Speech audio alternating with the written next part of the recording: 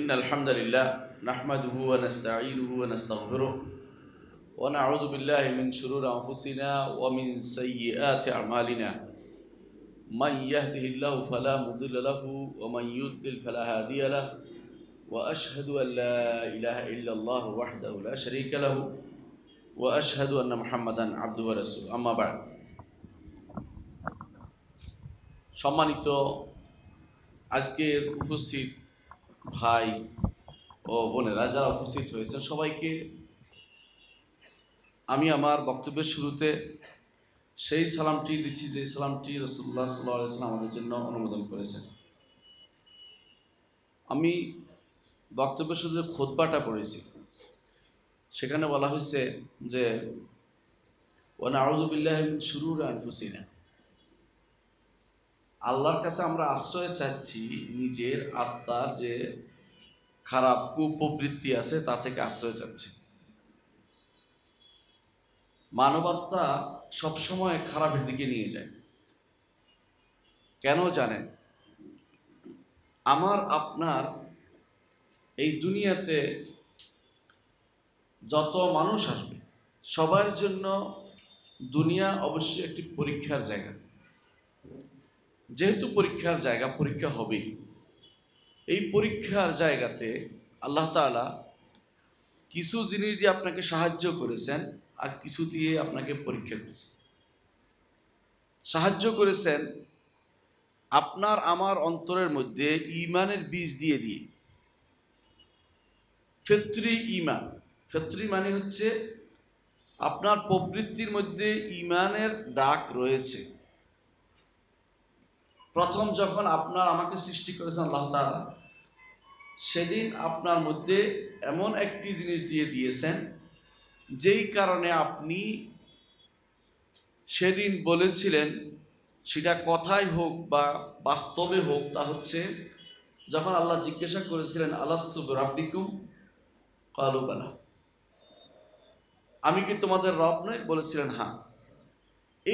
এইটাই হচ্ছে আপনার অন্তরের ভিতরে ঈমানের ডাক।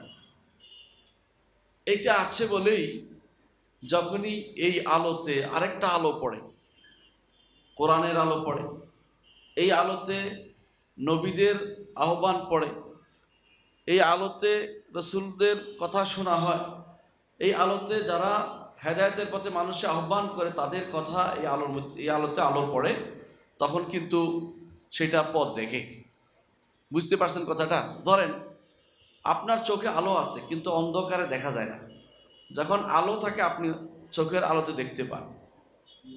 ঠিক একইভাবে আপনি আমি যখন আমাদেরকে আল্লাহ যখন দুনিয়াতে পাঠিয়েছেন, তখন আমাদেরকে ফিতরি ঈমান দিয়েছেন, অর্থাৎ ঈমানের উপরে বেস দিয়ে আমাদেরকে পাঠিয়েছেন। আমাদের মূল হচ্ছে আমরা ঈমানের উপর থাকব। কিন্তু যেহেতু পরীক্ষা আছে, সেহেতু এই ঈমানকে বিনষ্ট হয় এরকম বেশ কিছু জিনিস, পরীক্ষার সামগ্রী আল্লাহ তাআলা দিয়ে দিয়েছে। এই পরীক্ষা পাশ করে আমাদেরকে সামনে এগোতে হবে। এর মধ্যে একটি হচ্ছে অন্তরের প্রবৃত্তির চাহিদা, আরেকটি হচ্ছে শয়তান, আরেকটি হচ্ছে আপনার পিতামাতা যদি খারাপ পথে চালাতে চায় সেটা। প্রত্যেকটি কথাই আল্লাহ তাআলা কোরআনে কারিমে বলে দিয়েছে, সাবধান করে দিয়েছে। আল্লাহ তাআলা বলছেন যে ইমরাতুল আজিজ, মিশরের প্রধানমন্ত্রীর স্ত্রী বলেছিল ওয়ামা উবাররিউ নাফসি ইন্নান নাফসা লাআম্মারাতুম বিসসু। আল্লাহ তাআলা এটা অনুমোদন করেছেন। অর্থাৎ নফস মাত্রই খারাপের দিকে আহ্বান জানায়। খুব কম নফস আছে যে ভালোর দিকে নিয়ে যায়। আমরা জানি যে নফস তিন প্রকার। নফসের তিনটি গুণ হয়। প্রকারগুলি আসলে যে প্রত্যেক মানুষের প্রকারের উপর থাকে তা না, অবস্থাভেদে পরিবর্তন হয়। প্রথম হচ্ছে নফসুল আম্মারা বিসসু, এমন নফস যে নফস খারাপের দিকে মানুষকে নিয়ে যায়। এইটা সাধারণ জিনিস, সাধারণভাবে সমস্ত আত্মারই এই গুণটা থাকে। কিন্তু যখন মানুষ আল্লাহর কিতাব পড়ে, নবীর হাদিস পড়ে, অথবা নেককার বান্দাদের ওয়াজ শুনে, তখন সে তার মধ্যে একটি পরিবর্তন আসে। তখন সে কেন অন্যায় করলো, কেন অন্যায় হলো, তিরস্কার করতে থাকে। সেই তিরস্কারের পরে তার নফস বা আত্মা ধীরে ধীরে সেটা হয়ে যায় নফসুল্লাহ ওয়াম, তিরস্কারকৃত আত্মা। এই আত্মা আপনাকে ফজরের সালাত না পাইলে তিরস্কার করে, জামাত না পাইলে তিরস্কার করে, কোনো অন্যায় হয়ে গেলে তিরস্কার করে, কারণ হারামের দিকে তাকাইলে তিরস্কার করে। এরপরে যখন তিরস্কার করতে করতে আপনার প্রবৃত্তি সুন্দর হয়ে যাবে, তখন আপনার নফস হয়ে যায় নফসুল মুতমাইন্না, অর্থাৎ সন্তুষ্ট চিত্ত আত্মা। সেখানে আর হারামের জায়গা হয় না, সেখানে শুধু ভালোটাই দেখে, সে ভালোটাই করতে ইচ্ছা করে। সে আত্মা হচ্ছে নবীদের, সে আত্মা হচ্ছে সিদ্দিকদের, সে আত্মা হচ্ছে শহীদদের, সে আত্মা হচ্ছে সালেহ নেককার বান্দাদের। এই জন্য এদের পথেই জান্নাতে যেতে হবে, অন্য কোনো পথে জান্নাতে যাওয়া যাবে না। উলাইকাল্লাযিনা আনআমাল্লাহু আলাইহিম মিনান নাবিয়্যিন ওয়াস সিদ্দিকিন ওয়াস শুহাদা ওয়াস সালিহিন। এই চার শ্রেণীর মিনান নাবিয়্যিন ওয়াস সিদ্দিকিন ওয়াস শুহাদা ওয়াস সালিহিন, এই চার শ্রেণীর অনুসরণ পথে চলতে বলা হয়েছে, কারণ তারা কালবে সালিমের অধিকার হয়েছে, এরাই নফসুল মুতমাইনের অধিকারী হয়েছে।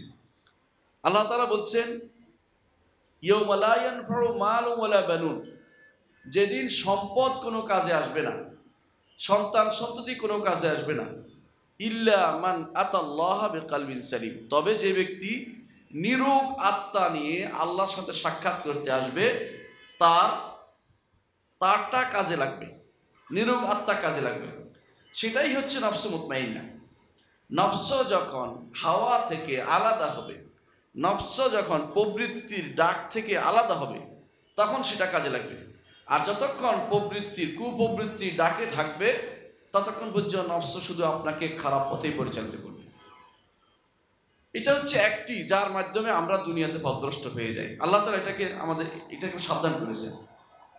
আবার শয়তানের ব্যাপারেও আল্লাহ তাআলা সাবধান করে দিয়েছেন, বলে দিয়েছেন, ইন্না শায়তান লাকুম আদুউন ফাত্তাখিযু আদুওয়া, শয়তানও তোমাকে পথভ্রষ্ট করতে চায়, তাকে তোমরা শত্রু হিসেবে গ্রহণ করো, সে তোমাদের শত্রু। শত্রুকে আমরা কখনো বাসায় জায়গা দেই না, স্বাভাবিক জিনিস, শত্রুকে গোপন কথা বলি না, শত্রুর সাথে চলি না, কিন্তু শয়তান নামক শত্রুকে কিন্তু আমরা সব কিছু দিই, তার সাথে আমাদের উঠা বসা চলাফেরা চলে, কোনো সমস্যা নেই। শয়তান আমাদেরকে দিন মানতে বাধা দেয়, কিন্তু আমরা শয়তানের কথা অনুসারে মেনে চলি সবকিছু, নাউযুবিল্লাহ। তাহলে বোঝা গেল দ্বিতীয় যে বড় সংকট আমাদের জন্য দুনিয়াতে চলা, তা হচ্ছে শয়তানের ধোঁকা। তার মাধ্যমে শয়তান চায় আমাদেরকে বিভ্রান্ত করতে। তৃতীয় ধোঁকা হচ্ছে আমাদের যারা মুরব্বী শ্রেণীর, তারা মুরব্বী শ্রেণীর লোকেরা কখনো কখনো আমাদেরকে সঠিক পথে চলতে দেয়। রাসূলুল্লাহ সাল্লাল্লাহু আলাইহি ওয়াসাল্লাম বলেছেন, কুল্লু মাউলুদিন ইউলাদু আলাল ফিতরা ফাআবাওয়াহু ইউহাউবিদানিহি ওয়া ইউনাসসিরানিহি ওয়া ইউমাজ্জিসানিহি। কোন বর্ণনা আসছে আও ইউমাজ্জিসানিহি আও ইউনাসসিরানি আও ইউহাউবিদানিহি। প্রত্যেকটি জন্মগ্রহণকারী শিশু সে ফিতরাতের উপর জন্মগ্রহণ করে। ফিতরাত মানে আমরা কি বলছিলাম? ঈমান গ্রহণ করার প্রবণতা। আল্লাহ তাআলা যেটা দিয়ে দিয়েছিলেন আমাদের সৃষ্টিরও আগে, প্রথম দিয়ে দিয়েছিলেন, সেটা গ্রহণ করার প্রবণতা দিয়ে জন্মগ্রহণ করে। কিন্তু পিতা মাতা তাকে পরিবর্তন করে ইহুদি বানায়, নাসারা বানায়, মাজুসি বানায়। কেউ অগ্নি উপাসক বানায়, কেউ ইহুদি বানাচ্ছে, কেউ খ্রিস্টান বানাচ্ছে। কখনো কখনো সেটা হয়। আবার দেখেন 4 নম্বর সমস্যা হচ্ছে বন্ধু বান্ধব। বন্ধু বান্ধব কখনো কখনো আমাদেরকে বিভ্রান্ত করে, পথভ্রষ্ট করে, বাইরে নিয়ে যায়, ঈমানের বাইরে নিয়ে যায়। এই জন্য আল্লাহ তাআলা কোরআনে কারীম বলেছেন, আল আখিল্লাউ বা'দুহুম ইয়াওমাইযিন লিবা'দিন আদুউহুন ইল্লাল মুত্তাকিন। আল আখিল্লাউ ইয়াওমাইযিন বা'দুহুম লিবা'দিন ইল্লাল মুত্তাকিন। মুত্তাকিরা ছাড়া সেদিন কিয়ামতের দিন বন্ধুরা একে অপরের শত্রু হয়ে যাবে। শত্রু কেন হবে সেটা বলে দিয়েছে অন্য একখানে, সেটা হচ্ছে সেদিন দেখবে যে তার বন্ধু জাহান্নামে, সে তার বন্ধুর অনুসরণ করার কারণে সেও জাহান্নামে চলে যাচ্ছে। বলবে যে তুমি না আমার ডানে বামে আসতে, তুমি আমাকে এই করতে সেই বলতে, এভাবে সে বলবে তুমি তো আমাকে বিভ্রান্ত করেছে, বলে যে আমরা সবাই জাহান্নামে আছি, এই কথাই শুধু বলবে। তাহলে বিভ্রান্তকারী চারটি শ্রেণী আছে, চারটি বস্তু আছে, চারটি জিনিসকে আমরা উল্লেখ করতে পারবো না। আজকে শুধু এটাই উল্লেখ করব, মানব জীবন যা একেবারে বিনষ্ট করে দেয়, যা আপনার দুই হাতের মাঝখানে এবং দুই পার্শ্বস্থিত শরীরের মাঝখানে অবস্থান করে, সেই নফস, সেই প্রবৃত্তি আপনাকে কিভাবে বিভ্রান্ত করে, বিষয়টি নিয়ে আজকে আলোচনা করতে চাই। শয়তানের বিষয়টি আরেকদিন হবে, সেটার উপরে বই লেখা হয়েছে। ইমাম ইবনুল কাইয়িম রাহমাতুল্লাহ আলাইহি গ্রন্থ আছে, তিনি লিখেছেন যে ইগাসাতুল লাহফান ফি মাসাইদিশ শয়তান, শয়তান কোন কোন জায়গায় শিকার করে সেই জায়গাগুলো তিনি সাবধান করে দিয়েছেন যে এখান থেকে তোমার শিকার করতে পারে, সেটা ভিন্ন জিনিস। আবার অনুরূপভাবে কিভাবে বন্ধু বান্ধব বিনষ্ট করে মানুষকে, সেটাও রাসূলুল্লাহ সাল্লাল্লাহু আলাইহি ওয়াসাল্লাম সাবধান করে দিয়েছেন। আমরা শুধু আজকে একটা জিনিস নিয়ে আলোচনা করব, যেটার ব্যাপারে কোরআন এবং হাদিসে কঠিনভাবে আমাদেরকে তা পরিত্যাগ করতে বলা হয়েছে। সেটা হচ্ছে হাওয়া, প্রবৃত্তির যে তাড়না মানুষকে বিনষ্ট করে দেয়, প্রবৃত্তি যে মানুষকে ধ্বংস করে দেয়, প্রবৃত্তির কারণে হক থেকে দূরে সরে যায়, প্রবৃত্তির কারণে জীবনযাত্রা ব্যাহত হয় এবং আখিরাত ধ্বংস হয়, সেই বিষয়টি নিয়ে আমরা আলোচনা করতে চাচ্ছি। সেটার আরবি নাম হচ্ছে হাওয়া, আরবি নাম হচ্ছে হাওয়া।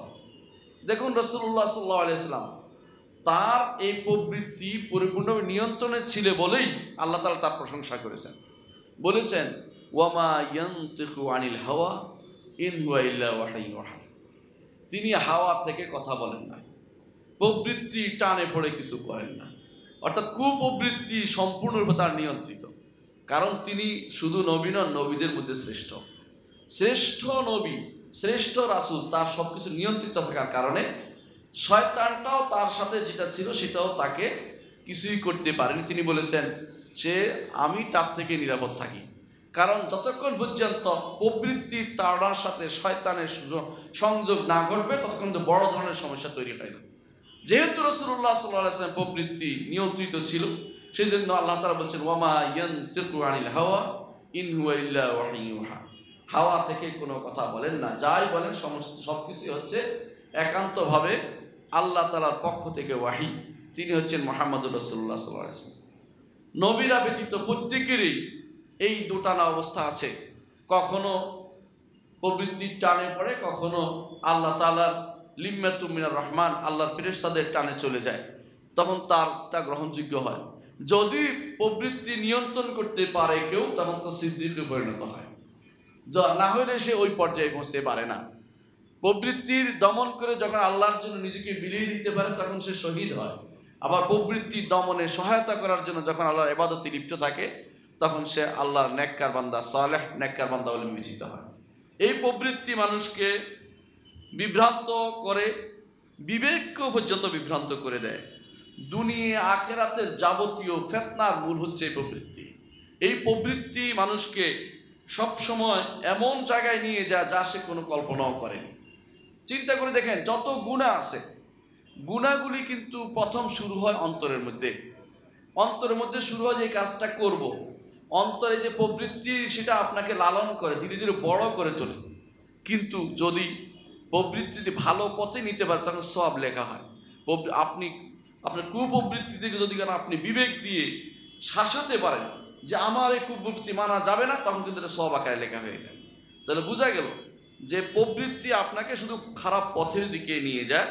এই জন্য প্রবৃত্তির পথ হাতে আপনার চলা যাবে না, প্রবৃত্তিকে অবশ্যই আপনার বিরুদ্ধে, প্রবৃত্তির বিরুদ্ধে লাগতে হবে। প্রবৃত্তি চায় যে কাজটা মন চায় এটা করতে চায়, আপনার কাছে এটাই করতে চায়।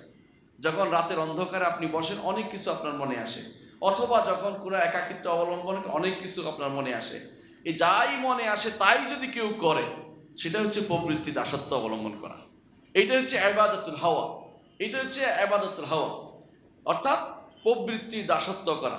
দাসত্ব এমন একটা জিনিস যেটা মানুষ মনে করে বুঝি সেজদা করা, সেজদা করা নয়। মূলত দাসত্ব দুই প্রকার আছে, একটা হচ্ছে সরাসরি ইবাদত, আর একটা হচ্ছে আনুগত্য করা। আনুগত্য করা অর্থাৎ মেনে চলা, যা বলে, অর্থাৎ প্রবৃত্তির জন্য আপনি সমস্ত কিছু ছাড়তে রাজি আছেন, অন্তরে হাওয়া যা আছে সেটার জন্য আপনি সবকিছু করতে রাজি আছেন, সেটাও এক রকমের শিরিক, সেটাও এক রকমের দাসত্ব। রাসূলুল্লাহ সাল্লাল্লাহু আলাইহি ওয়াসাল্লাম এই জন্য বলেছেন তাইস আব্দুদ দিনার, তাইস আব্দুদ দিরহাম, তাইস আব্দুল খামিলা, তাইস আব্দুল খামিসা। রসুল বলেছেন ধ্বংস হোক দিনারের দাস, ধ্বংস হোক দিরহামের দাস, টাকা পয়সার দাস, ধ্বংস হোক বলেছেন। আবার বলেছেন যে তাইস আব্দুল খামিলা, তাইস আব্দুল খামিসা, কাপড়ের দাস এবং সুন্দর চাদরের দাস। কেন বলেছেন সুন্দর চাদরের দাস? কেউ কি কাপড়ের সিজদা করে? কাপড়ের জন্য সিজদা করে কেউ? না। তাহলে সে কি করে? অর্থাৎ তার অন্তর প্রবৃত্তি এমনভাবে লেগে আছে, এইটা পাইলে সে খুশি, এইটা না পাইলে সে বেজার। সেটা ভালো হোক কি মন্দ হোক, আল্লাহর দরবারে পছন্দনীয় কি অপছন্দনীয়, এটা তার দেখার বিষয় না। এটা এই জন্য দাসত্ব করছে। এই আনুগত্য, অন্ধ আনুগত্য প্রবৃত্তির, এটার নামই হচ্ছে প্রবৃত্তির দাসত্ব। এই মনে যা চায় তাই করা, এটা কিন্তু গ্রহণযোগ্য নয়। এই জন্য সলফে সালেহিন সবসময় যদি দেখতেন কেউ মনে যা চায় তা করে, বলে তুমি তোমার প্রবৃত্তির দাসত্ব করছো, প্রবৃত্তির দাসত্ব করছো। অনেক মানুষ আছে বলে যে একটু খেলা দেখি আর কি, আর একটু আমি বদভ্যাস আছে দুই একটা সিনেমা দেখি আর কি। দুই একটা নয়, এটা আপনার প্রবৃত্তির দাসত্বের একটা নমুনা। এইটা থেকে আপনি মুক্ত না হওয়া পর্যন্ত আপনি আসলে পরিপূর্ণভাবে আল্লাহর দাসত্বে প্রবেশ করতে পারেননি। কারণ দাসত্বের জায়গায় একজনের হতে হয়, সেটা বহুজনের হলে আল্লাহ তাআলা সেটা গ্রহণ করেন না। আল্লাহ তাআলা এই জন্য হাদিসে কুদসিতে বলেছেন, রাসূলুল্লাহ সাল্লাল্লাহু আলাইহি ওয়াসাল্লাম বলেছেন আনা আগনা শুরাকা আনি শিরক মান আমিলা আমালান আশরাকা ফিহি মাই গায়রি তারাকতু ওয়া শিরকা। হাদিসে কুদসিতে আছে আল্লাহ তাআলা বলছেন আমি যত অংশীদারের অংশ দিবে, অংশীদার অংশ গ্রহণ থেকে সম্পূর্ণ বিমুক্ত। দুনিয়ার বুকে যদি কেউ আমার জন্য কোনো কাজ করে, সাথে অন্য কাউকে একটু দেয়, আমি ওইটা মোটেই নেই না, পুরোটাই তার জন্য ছেড়ে দেয়। তারাও ছেড়ে দেয়, তার আমলটাও ছেড়ে দেয়। দুনিয়ার বুকে এই জন্য প্রবৃত্তির দাসত্ব যদি কোনো কেউ করে বসে, আল্লাহ তাআলার দাসত্ব থেকে সেটা দূরে সরে যাবে। এটা হচ্ছে নিয়ম। এই জন্য প্রবৃত্তির দাসত্ব আল্লাহ তাআলা এটাকে বলেছেন আফারাআইতা মান ইত্তাখাযা ইলাহু হাওয়া। আপনি কি তাকে দেখেছেন যে ব্যক্তি তার ইলাহ বানাইছে হাওয়াকে, প্রবৃত্তিকে ইলাহ বানাইছে? কিরকম জানেন? নিজে মন মতো একটা ইলাহ বানিয়ে নিচ্ছে। কিছুদিনের মধ্যে আপনারা সেটার অবস্থা দেখবেন বিভিন্নখানে। নিজে মন মতো করে একটা ছবি বানিয়ে নিচ্ছে, নিজের মন মতো করে এক একটা রং দিচ্ছে, এই দিচ্ছে সেই দিচ্ছে। কখনো দিচ্ছে বড় জিহ্বা, কখনো ছোট জিহ্বা, কখনো দিচ্ছে মাথার উপরে এই আছে সেই আছে, কখনো দেখবেন যে বাঘের উপরে, কখনো মাছের উপরে, কখনো হাঁসের উপরে, কত রকমের ছবি দিয়ে দিল। প্রবৃত্তি আপনার আমার অনেককে সেটা করাচ্ছে। প্রবৃত্তির দাসত্ব যখন, অর্থাৎ যা ইচ্ছে তা আপনি করে বেড়াবেন, যখন আপনি আল্লাহর সন্তুষ্ট খুঁজবেন না, এর অর্থ হচ্ছে আপনি ইলাহ বানিয়ে নিয়েছেন প্রবৃত্তিকে। প্রবৃত্তি মোতাবেক আপনি চলতেছেন। তাবৎ মানুষ, যত মানুষ শিরিক করে প্রবৃত্তি অনুসারে চলে। প্রবৃত্তি অনুসারে ছাড়া শিরিক করে না কেউ। প্রবৃত্তির অনুসরণ করার পরেই শিরকের দিকে ঝুঁকে পড়ে। প্রথমে প্রবৃত্তি দিয়ে শুরু হয়, ধীরে ধীরে ধীরে কঠিন শিরকে সেটাকে নিয়ে যায়। প্রথমে একটু বুদবুদ আকারে জন্ম নেয়, যে আমি একটু দেখি না, সামান্য কিছু করলে আল্লাহ মাফ করে দিবে, গফুর রাহিম, আর তোমার মতো এত কঠিন নাকি, আল্লাহ মাফ করে দিবে ইত্যাদি বলতে বলতে ধীরে ধীরে এমন জায়গায় চলে যায় এখান থেকে আর ফিরে আসতে পারে না, এখান থেকে আর ফিরে আসতে পারে না। এই জন্য প্রবৃত্তির দাসত্ব যখন শুরু হয়ে যায়, মানুষ আর আল্লাহর দাসত্বকে সঠিকভাবে নিতে পারে না। তার মধ্যে তখন দুটো একসাথ হয় না, বেশিরভাগ মানুষ এই বিভ্রান্তিতে লিপ্ত হয়ে পড়ে। এই জন্য কোরআনে কারীমে বিভিন্নভাবে প্রবৃত্তির দাসত্বকে নিষেধ করা হয়েছে। কোরআনে কারীম আল্লাহ তাআলা বলেছেন ফালা তাত্তাবিউল হাওয়া আন তা'দিলু, হে ঈমানদারগণ, ইনসাফের সাথে তোমরা বিচার ফয়সালা করো, এমনকি তোমাদের সন্তান সন্ততি এবং তোমাদের আত্মীয় স্বজন উপর হলেও। ফালা তাত্তাবিউল হাওয়া, তবে কখনো তোমরা হাওয়ার অনুসরণ করো না। ইনসাফ করতে হাওয়ার অনুসরণ করার অর্থ হচ্ছে হক প্রতিষ্ঠিত না করে নিজের মন মতো বিচার আচার করা। যারা কোরআন এবং সুন্নাহর বিধানকে পরিবর্তন করে দিয়েছে, নিজের মন মতো বিচার করছে, তারা তো সত্যি সত্যি হাওয়ার অনুসরণ করছে। কারণ আল্লাহ তাআলা কোরআনে কারীম বলেছেন ওয়া আনিহকুম বাইনাহুম বিমা আনজালাল্লাহ ওয়া লা তাত্তাবি আহওয়াআহুম, তাদের মাঝে অর্থাৎ মানুষের মাঝে, আনিহকুম, হে নবী আপনি বিচার করুন, বিমা আনজালাল্লাহ, আল্লাহ যা নাজিল করেছে, ওয়ালা তাত্তাবি আহওয়াআহুম, তাদের প্রবৃত্তির অনুসরণ করবেন না। তাহলে আল্লাহ যেটা নাযিল করেছেন এটা হচ্ছে আল্লাহর বিধান, এর বাইরে যা আছে সব হচ্ছে প্রবৃত্তির বিধান। আল্লাহ বলছে ওয়ালা তাত্তাবি আহওয়াআহুম, তাদের প্রবৃত্তির অনুসরণ আপনি করবেন না। এর অর্থ হচ্ছে যত মানুষ আল্লাহ তাআলার হুকুমকে অমান্য করে, আল্লাহর বিধানকে মানে না, তার বিপরীত চলে, তারা আসলে প্রবৃত্তির অনুসরণ করে চলেছে এবং প্রবৃত্তির ইবাদত করছে। এটা থেকে আল্লাহ তাআলা নিষেধ করে দিয়েছেন সূরা নিসা 135 নম্বর আয়াতে। অনুরূপভাবে আল্লাহ তাআলা দাউদ আলাইহিস সালাতু ওয়াস সালামকে একই নির্দেশনা দিয়েছেন এর আগে। সেটা আল্লাহ তাআলা উল্লেখ করেছেন আমাদের জন্য, কেন? যাতে করে আমরা সেটা থেকে দলিল গ্রহণ করতে পারি। এই জন্য নয় যে এটা বলে চলে গেছে, আগেকার উম্মতের উপর ছিল, আমাদের উপর না, এরকম না, তাহলে তিনি উল্লেখ করতেন না। অনেক মানুষ দেখবেন কোরআনে কারীমের কোনো বিধান আসলে বলে যে এটা তো আলোচনা হচ্ছে পূর্ববর্তী উম্মতদের জন্য। কোরআনে আসলো কেন যদি শুধু পূর্ববর্তী উম্মতের উপর থাকে? আমাদের নবী কি সেটা প্রতিষ্ঠা করেছেন কিনা তাই দেখেন, তারপর বলবেন যে আসলে সেটা গ্রহণযোগ্য কি না।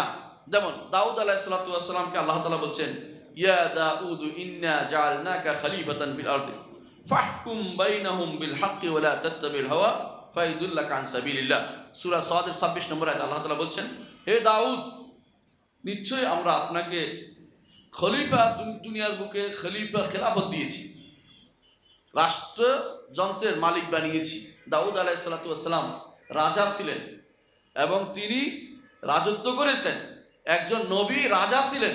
ফাহকুম বাইনাহুম বিমা আনজালাল্লাহ, হে নবী আপনি আল্লাহ যা নাযিল করেছে এটা দিয়ে বিচার ফয়সালা করুন। এরপর বলছে বিল হক বাইনান নাস বিল হক্কি, যথাযথভাবে হক অর্থাৎ নাহক করবেন না, হকের সাথে বিচার ফয়সালা করুন। আল্লাহ যা নাযিল করে সেটা। আল্লাহর আয়াতের খারাপ ব্যাখ্যা দিয়ে যদি কেউ বিচার করে, আল্লাহ তার বিচার হইল কিনা? আল্লাহর বিচার হইল এটা? কখনো আল্লাহর বিচার নয়। তাহলে হক এই জন্য বলেছে ব্যাখ্যা করতে গিয়েও তোমরা ভুল করো না, বরং যেটা আমি যেভাবে নাযিল করি সেভাবে করো। অনেক মানুষ আছে ধীরে ধীরে আল্লাহ বিধানকে পরিবর্তন করার জন্য নিজের ব্যাখ্যা দাঁড় করিয়ে দিচ্ছে, এইটাও এই আয়াতের পরিপন্থী। বিল হক, আল্লাহ তাআলা কোরআনে কারীমে বিভিন্ন জায়গাতে বিল হকের কথাটা উল্লেখ করেছেন। যখনই বিল হককে আসবে তখনই তার দুইটা তাফসীর মাথায় রাখবেন। একটা হচ্ছে, এটা হচ্ছে সিদকুন ফিল আখবার ওয়া আদলুন ফিল আহকাম, আরবিতে বলে। বাংলা হচ্ছে যে যেই সংবাদটি দিয়েছে তা মহাসত্য, আর যেই বিধানটি দিয়েছেন তা ইনসাফপূর্ণ। এটা হচ্ছে হক। হকের অর্থই হচ্ছে সংবাদ হলে সেটা হবে মহাসত্য, আর যদি সেটা কোনো বিধান হয় সেটা হবে মহা ইনসাফপূর্ণ। এর বাইরে যা আছে তা জুলুম। সুতরাং আল্লাহ তাআলা দাউদকে বলছেন আপনি যথাযথভাবে হকের সাথে বিচার কার্য পরিচালনা করুন মানুষের মাঝে। ওয়ালা তাত্তাবিউল হাওয়া, হাওয়ার অনুসরণ করবেন না, হাওয়ার অনুসরণ করা যাবে না। হাওয়া কি? প্রবৃত্তি, যা চায় তা করা, মন মতো করে পরিবর্তন করা, নিজে যা ইচ্ছে তা বিচার কার্য ফয়সালা করা, নিজের মতো করে সাজানো, আল্লাহর বিধানের কথা চিন্তা না করা, নিজে নির্দেশনা শুধুমাত্র দিতেই থাকা, শরীয়ত সেটা কি মানে না তার কোনোদিন চিন্তা না করা, এসবই হচ্ছে এর বিধান। এটার এই হাওয়ার অনুসরণ আর কিছুই নয়। যারা এরকম নিজের মন মতো সবকিছু পরিচালনা করে তারা হাওয়ার অনুসরণ করে। আপনার পরিবার আপনি মন চাইলেও যা ইচ্ছে তা করে ফেলবেন। ঘরের ভিতরে বিরাট এক ছবি টাঙ্গিয়ে দিলেন, কার? কোথাকার কোন মোনালিসার ছবি এঁকে দিলেন, আপনি তো হাওয়ার অনুসরণ করেছেন। শরীয়ত তো নিষেধ করেছে তা। আপনার সন্তানকে আপনি খারাপ পথে পরিচালিত করলেন, আপনি তো অবশ্যই, এবং আপনি আপনার সন্তানকে হারামে যাওয়ার জন্য ব্যবস্থাপনা করে দিলেন। আমি শুনেছি না, পত্রিকায় দেখেছি, এক বড় মহা পয়সাওয়ালার ছেলে ধরা পড়েছে। ধরা পড়ার পরে খারাপ কাজে ধরা পড়ছে। এখন বাবা বলতেছে যুবক বয়সে কিছু তো করেই, নাউযুবিল্লাহ। হাওয়ার অনুসরণ নিজে হয়েছেন, আবার সন্তানকেও করেছেন, ভবিষ্যৎ প্রজন্মকেও আপনি নষ্ট করে দিচ্ছেন। কেন কিটা সেটা করেছেন? কারণ আপনি আসলে আপনার শরীয়তের নিয়মের বাইরে চলে গেছেন। ফায়ুদিল্লাকা আন সাবিলিল্লাহ, এটা আপনাকে আল্লাহর রাস্তা থেকে পথভ্রষ্ট করে দিয়েছে। এইভাবেই যারাই হাওয়ার অনুসরণ করে চলবে, প্রবৃত্তির অনুসরণ করে চলবে, সেটাই তাকে, প্রবৃত্তি তাকে আল্লাহর পথ থেকে দূরে সরিয়ে দিবে। সেটাই দেখা যাচ্ছে আজ আমাদের সমাজে। বেশিরভাগ মানুষ আগে যখন ধীরে ধীরে মানুষ দিনের মধ্যে ছিল তখন কিন্তু এত সমস্যা ছিল, কিন্তু ধীরে ধীরে মানুষ দিন থেকে বেরিয়ে যাচ্ছে। ধীরে ধীরে কিরকম বেরিয়ে যাচ্ছে। আপনার মেয়ে ছেলেকে আপনাকে পড়াতে হবে এমন জায়গায় যেখানে দুনিয়ার সব কিছু একসাথে পাওয়া যায়, যেখানে কোনো ফ্রি মিক্সিং এর ব্যবস্থা আছে, যেখানে তাদেরকে একসাথে রাখারও কোনো বাধা নেই। এখন কোনো কোনো ইউনিভার্সিটি হয়েছে জানেন, একই হলের ভিতরে ছেলেরা মেয়েরা থাকে, এমনকি একই রুমে থাকে। দুঃখজনক হলো সত্যিটা অনুমোদিত এই দেশে। এমনকি কেউ কেউ স্পর্ধা করে বলে যে আমাদের দেশে তো আর ইসলামী প্রজাতন্ত্র না, এটা তো আর নিষেধ নাই, গেট লিভিং টুগেদার তো আমাদের দেশে নিষেধ নাই। এগুলি সবই হচ্ছে হাওয়া প্রবৃত্তির অনুসরণ ছাড়া আর কিছু নয়। এগুলি মানুষের ভিতরে যে সমস্যা চলছে, এগুলি প্রবৃত্তির অনুসরণ করে তারা সেটা অনুসরণ করে চলছে শুধুমাত্র। কোরআনে কারিমে আল্লাহ তাআলা সরাসরি যেভাবে নিষেধ করেছেন যে প্রবৃত্তির অনুসরণ করতে যেও না, তেমনি ভাবে বলেছেন কাফেররা প্রবৃত্তির অনুসরণ করে চলে, সুতরাং তোমরা কাফেরদের অনুসরণ করো না। বুঝতে পারছেন? কাফেররা প্রবৃত্তির অনুসরণ করে চলে, আল্লাহ তাআলা বলে দিয়েছে, বলছেন ওয়ালা তাত্তাবি'উ আহওয়া আল্লাযীনা কাযযাবু বিআয়াতিনা, যারা আমার আয়াতকে, এই আয়াত দুটি আয়াত শারঈয়া, কোরআন এবং হাদিস, আল্লাহ নিদর্শনকে যারা অস্বীকার করে, সেটা নিদর্শন হইতে পারে আয়াত শরঈ আয়াত, অথবা হইতে পারে প্রাকৃতিক আয়াত। প্রাকৃতিক আয়াত কি? আল্লাহ চাঁদ সূরজ কে সৃষ্টি করেছে? আল্লাহ। এটাকে যারা সত্য বলে বিশ্বাস করে না, ওয়াল্লাযীনা লা ইউমিনুনা বিল আখিরাহ, এবং যারা আখিরাতের উপরে ঈমান আনে না, ওয়া হুম বিরাব্বিহিম ইয়াদিলুন, তারা তাদের রবের সাথে শিরক করছে। আল্লাহ তাআলা নিষেধ করছে আমরা যেন অনুসরণ না করি তাদেরকে, কাফেরদের অনুসরণ করা থেকে আমাদেরকে নিষেধ করছে। আমরা যেন তাদের অনুসরণ না করি, করলে কি হবে? এরা হাওয়ার অনুসরণ করছে, আমরাও হাওয়ার অনুসারী হয়ে যাব। $4000 কোটি নিয়ে নামছে আপনার সন্তানদেরকে গে আর লেসবিয়ান বানাতে। $4000 কোটি নিয়ে নামছে আপনার সন্তানদেরকে সমকামী বানাতে। আপনি সেটাকে চোখে দেখেও না দেখার ভান করছেন, অথবা যারা নামছে তাদেরকে সুযোগ দিয়ে দিচ্ছেন। অবশ্যই আপনি হাওয়ার অনুসরণ করে চলছেন। আপনার সন্তানদেরকে আপনি দেখেন না, তারা হাওয়ার অনুসরণ করে চলছে, আর আপনি কিছুই বলেন না। আপনি কাফেরদের পথকে আপনার কাছে সুন্দর মনে হয়। ইউরোপ আমেরিকাতে সেখানে পায়খানা থাকলেও আপনার কাছে আতর মনে হয়, কারণ আপনি মনে করছেন যে ওরা ভালো পথে আছে। নাউযুবিল্লাহ। ওরা হাওয়ার অনুসরণ করে চলছে, আর আপনি তাদের অনুসরণ করে চলছেন। আপনি দাসের দাস, ওরা দাস, তাদের দাস হচ্ছেন আপনি, কারণ আপনি সেবা দাস হয়েছেন, নিজের প্রবৃত্তির দাসত্ব করে যাচ্ছেন। এবং প্রবৃত্তি দাসত্ব শুধু এমন অবস্থা যে শুধু তাদের দাসত্ব নয়, যারা প্রবৃত্তি দাসত্ব করছে তাদের দাসের দাস হচ্ছেন আপনি। কত নিচে আমি নেমে গেছি। কোরআনে কারিমে আল্লাহ তাআলা তার নবীকে বলছেন, মুহাম্মদুর রাসূলুল্লাহ সাল্লাল্লাহু আলাইহি ওয়াসাল্লামকে, যার ব্যাপারে এটা হওয়া সম্ভবই না, তারপরেও কেন বলছেন? আমাদেরকে সাবধান করার জন্য। আল্লাহ তাআলা বলছেন কুল লা আত্তাবি'উ আহওয়াআকুম, হে নবী আপনি বলে দিন কখনো আমি অনুসরণ করব না তোমাদের প্রবৃত্তির। কাফেরদের প্রবৃত্তির অনুসরণ করা যাবে না। কি বলেছে কাফেররা বলেছে, কিয়াস খাটিয়েছে, বলছে যে যেই জিনিস আল্লাহ মারে সেই জিনিস তোমরা খাও না, আর যেই জিনিস তোমরা মারো সেই জিনিস তোমরা খাও। বুঝছেন কিনা? যে জিনিস জবে করো তোমরা, এটা তোমরা মাইরা তোমরা খাও, আল্লাহ মারছে তারপর তোমরা খাও। মানে তাদের কিয়াস কত যৌক্তিক, মানে যুক্তি দিয়ে আপনাকে বুঝাচ্ছে। আল্লাহ তাআলা বলছে কুল লা আত্তাবি'উ আহওয়াআকুম, আমি তোমাদের হাওয়ার অনুসরণ করব না। হাওয়া কেন? শরিয়া বিরোধী কথা, এটা শরিয়া বিরোধী কথা। আল্লাহ তাআলা বলছে ওয়ালা তাকুলু মিম্মা লাম ইয়াযকুর ইসমুল্লাহ আলাইহি, যার উপরে আল্লাহর নাম নিয়ে জবে করা হয়নি সেটা তোমরা খেও না। আর আপনি বলছেন যে সেটা খেতে। আজ যারা পৃথিবীর বিভিন্ন দেশে যায়, তারা কি জবাই করা জিনিস খেতে পারে? কি জবাই করে তারা? কখনো না। সেখানে জবাই করা তো নিষিদ্ধ। আপনি কি জানেন? সেখানে অ্যানিমেল ক্রুয়েলিটির আন্ডারে আপনি বিচার হবে, আপনি বিপদে পড়বেন। এই জন্য কেউ সেটা চিন্তা করে না, তারা শুট করে মারে। আর সেটা যদি দেখতেন ছবি, কিভাবে একটি প্রাণীকে জবে না করে তাকে কি কষ্ট দিয়ে যে ছিদ্র করে করে আপনার জন্য ও বানাচ্ছে, ফিঙ্গার বানাচ্ছে, আঙ্গুল খায় যেগুলি পুড়ে পুড়ে সেগুলো বানাচ্ছে, তো জীবনে আর কোনোদিন বাইরের এই বস্তুগুলো খাইতেন না, কারণ সেগুলো প্রাণীকেও কষ্ট দেওয়া হয়। তারা আমাদের জবাইকে মনে করেছে, নাম দিছে অ্যানিমেল ক্রুয়েলিটি, মানে জন্তুর প্রতি হিংস্রতা। আর ওদেরটা যেটা শুট করে মারে, অথবা যেটা এমনি না মেরে ধীরে ধীরে এটার অংশ বিশেষ কাটতে কাটতে যায়, এটা নাকি বলে সহজ রহমতের মৃত্যু, এটা তারা দিচ্ছে এবং এটা আপনাকে খাওয়াচ্ছে। যদি সেটা দেখতেন চামড়াও আলাদা করা হয় না, চুলও আলাদা করা হয়, সবগুলিকে একসাথে বানিয়ে আপনাকে খাই দিচ্ছে। ওই ফিঙ্গার বলে যেগুলি খাওয়া সেগুলি খাওয়াচ্ছে।